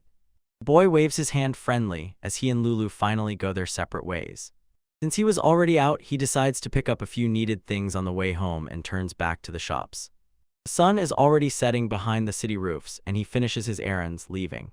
The boy was returning home with a bag full of new gear and daily items, thinking that he finally has a real day off, but as soon as he approaches the front door, he freezes. A strange note is pinned to the wooden door. At first he was a little annoyed. He thought some child was joking about his rented house, but the message said that they had grabbed the girl from the reception, the one he was with, and told him to come to the old warehouse in the back alleys if he wanted to stay alive. He just stared at the paper for a second, completely stunned by what was written there regarding. Realizing that this could be serious, he examines the letter and the small object placed nearby. He pulls out a hair ornament and recognizes the same one that Alulu used to wear. It dawns on him: she was really taken. Without wasting time, the boy runs out of the house and rushes down the street, throwing away the groceries and the letter. Panic overtakes him. He shouts into the emptiness about what could have happened to Alulu while running. Finally, he reaches the outskirts and stops in front of a stone building, whispering that this must be the place from the note. He looks around the quiet back alley, notices that no one is there, and heads toward the entrance. His thoughts race. He tries to understand who could have pulled this off and why they even went after Alulu. He approaches the door and hesitates for a second, wondering what the situation is like on the other side before. Inside, a boy with glasses is sitting next to Lulu, who is tied up on the floor. The boy kicked the door wide open and shouted her name, ready to do anything to get her back. And the one in glasses just smiles with a barely noticeable malice and says he's glad the guy actually showed up. She sits there blindfolded and helpless, but instantly recognizes his voice and understands it's Essen who came to save her. Essen stands in the doorway and calls Alulu, loudly letting her know that he is here to save her, while the guy in glasses leans over Lulu and whispers to her to be silent and not move for a moment. Essen grits his teeth and yells at that guy to immediately stop what he is doing because it's completely pointless. Asks Essen, why are you even doing this if we've never met before? The guy just smirked at the question as if the answer was obvious. He leans in dressed and says that this is happening because Essen simply doesn't give up. Essen is completely confused and says he doesn't understand anything, but suddenly the word wellness appears. And then this dude explains, Wellness wants Polaris only for himself, so he was ordered to get rid of Essen forever. Essen can't believe that someone as influential as Wellness would stoop to such meanness. He wonders why go so far. They are already a couple, but at that moment the man with the knife lunged forward. The guy behind keeps pressing Lulu and says it just happened that way, so now he has to play the role of the villain. He looks very tense, explaining that Alulu and Essen keep resisting and he has no choice. He will have to kill Essen because Essen looks at him in shock when he realizes that Alulu was just used as bait to lure him into a trap, and that's exactly how this person always acted. Wellness is the type of guy who helps low-level adventurers only so they owe him and become his personal puppets, and if someone refuses to follow his plans, he resorts to violence. He bullies them or makes sure they can't find another group to join. Everything fell into place in Essen's mind. The rumor about Polaris and Wellness as a couple turned out to be a complete lie, and Polaris agreed to it only to protect Essen, so he stands in the dark and feels like trash. He knows that because of his problems, Alulu ended up a hostage. The kidnapper holds a knife to Lulu's throat, but Essen raises his gaze and says he finally understands the whole situation. Essen tells that guy to release Alulu right now, especially since he is the only target Wellness really cares about, because his face stiffened when he realized, if he does nothing, he is no better than Wellness himself. Essen tries to persuade him, saying that even if he kills him, the Church of the Path to God will still hunt him, and he asks the guy if he really doesn't care about being Wellness' puppet and letting everything go as that scoundrel planned, but the guy just shouted, "Shut up." The kidnapper does not back down. He points at Essen and holds Lulu hostage, assuring that this is the only way out for him, and as long as he keeps Essen exactly where he was told, everything will be fine. Essen shouts back, asking why keep him there at all if he has clearly exhausted all options. He demands that he just surrender and release Alulu. The guy again and again says that he is desperate and starts laughing like a maniac, completely on the edge when he pulls out a small glowing orb from his gear, a creepy smile playing on his face. Essen stared intently at the strange object, wondering what it could be, when it began to pulse with dark light. The guy explains that it was a secret backup plan from Wellness, a special gem in which a monster is sealed. He releases the sphere it hovers in the air and says that with this, they won't even call him a criminal when this is all over because the whole world will just think that some random monster suddenly appeared and killed Essen right at the moment when the blinding light flashed and filled the room. The massive head of the monster with rows of sharp teeth suddenly fills the entire room, which kidnapper just stands with raised hands and laughs as if he has finally won. The monster lets out a deafening roar that shakes everything around, and Essen just freezes, asking himself, what kind of creature has he just unleashed? The guy does not calm down. He laughs and shouts about the incredible power of the monster. Lulu froze in place without a word, watching as a nightmare unfolded before her. Kidnapper proudly points at the beast and boasts that it is a volcanic dragon, one of the most dangerous rank of monsters that exist. The dragon thuds down its colossal weight on the floor, smashing its shards fly in all directions.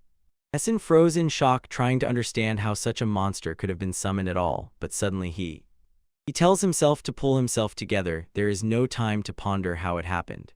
He shouts Lulu's name and starts rushing through the chaos to reach her before it becomes too late. Everything around is collapsing, and Essen rushes through the flying debris. He runs up to Lulu and immediately asks if she is injured, and she barely utters yes from shock. A few steps away, the dragon loomed over the kidnapper's body, and it looked like it was about to eat him. Essen asks if she can stand, and she says she will manage somehow, so he tells her to run while the dragon is occupied, but she is horrified at the thought of leaving him behind. She barely holds back tears, pleading with him to just go with her so they both can escape, but Essen knows well how bad everything is. He says if that creature is a real volcanic dragon, it can kill mid-level adventurers in an instant. He tells her that they cannot handle this and need to run for help from a high-ranking pro. Lulu tries to argue, but Essen immediately silences her because he has already decided. He tells her he will stay there and hold the monster himself. Lulu seems completely broken. She can barely comprehend the words Essen just spoke to her. Essen does not take his eyes off the threat and firmly tells her, go immediately to find reinforcements. Such a monster cannot be left wandering around. And when his legs give way, he admits that he also wants to run, but knows the consequences will only get worse if he does not stay, so he lifts his mask and says that it is precisely those moments when he decided not to run that made him strong, so he goes into battle. He lightened the mood a bit, jokingly said he is not crazy and will definitely run if it becomes too dangerous, and he gives her a barely noticeable smile and promises not to do anything too risky while she is away. Lulu froze for a moment, tears in her eyes, looking at him with fear and respect. Finally, she wipes her face and tells him she understands what she must do. She rushes away to find help, shouting over her shoulder that she will bring several high-ranking adventurers as soon as possible and begs him not to die, leaving Essen alone with the huge beast. He told the dragon that it was time to calm down. The giant dragon stands its ground like a real beast and lets out a roar that makes it. It is obvious that this creature exudes intense pressure. Essen wonders if Polaris really constantly fights such monsters, but the dragon fixed its gaze on him, and Essen realizes it will be very difficult for him when suddenly, just at the moment when the dragon strikes the ground with such force that the floor shatters completely, Essen is thrown backward. He took the full force of the explosion and let out a scream as he was lifted into the air. And he groans in pain, trying to recover, muttering under his breath because he can barely hold on. Essen admits that this creature is much stronger than he expected. He is sweating and bleeding, but he tells himself he must break into the dragon's range. He knows if he manages to steal its gift, he might have a chance to. When the dragon tries to trample him, Essen does not stand still, breaks through the smoke, rushing forward to close the distance. Finally, a chance appeared. Essen shouted the name of his move, air shot, and fired it directly at the monster. An airstrike hits the dragon's snout directly, but from the collision only a cloud of smoke rises, making it. It was clear that this changed nothing. Essen lands perfectly and admits that his move did not work at all, and suddenly he sees the dragon preparing for something big, and it completely overwhelms him when he remembers that these volcanic dragons are from the Crusher volcano. Their scales are like steel and their breath is pure flame. Essen realizes at his current level there is no technique that could truly break through the defense. So he decides that he must try something else if he wants to win this battle, thinking that the only way to win is to use the dragon's own crazy power against it, dodging through the chaos. He does not retreat, stands his ground, and challenges the beast. Come on, burn me with your blazing tongues. When the dragon releases the flame, Essen flips the heat back and orders the monster to eat its own power. The whole space explodes.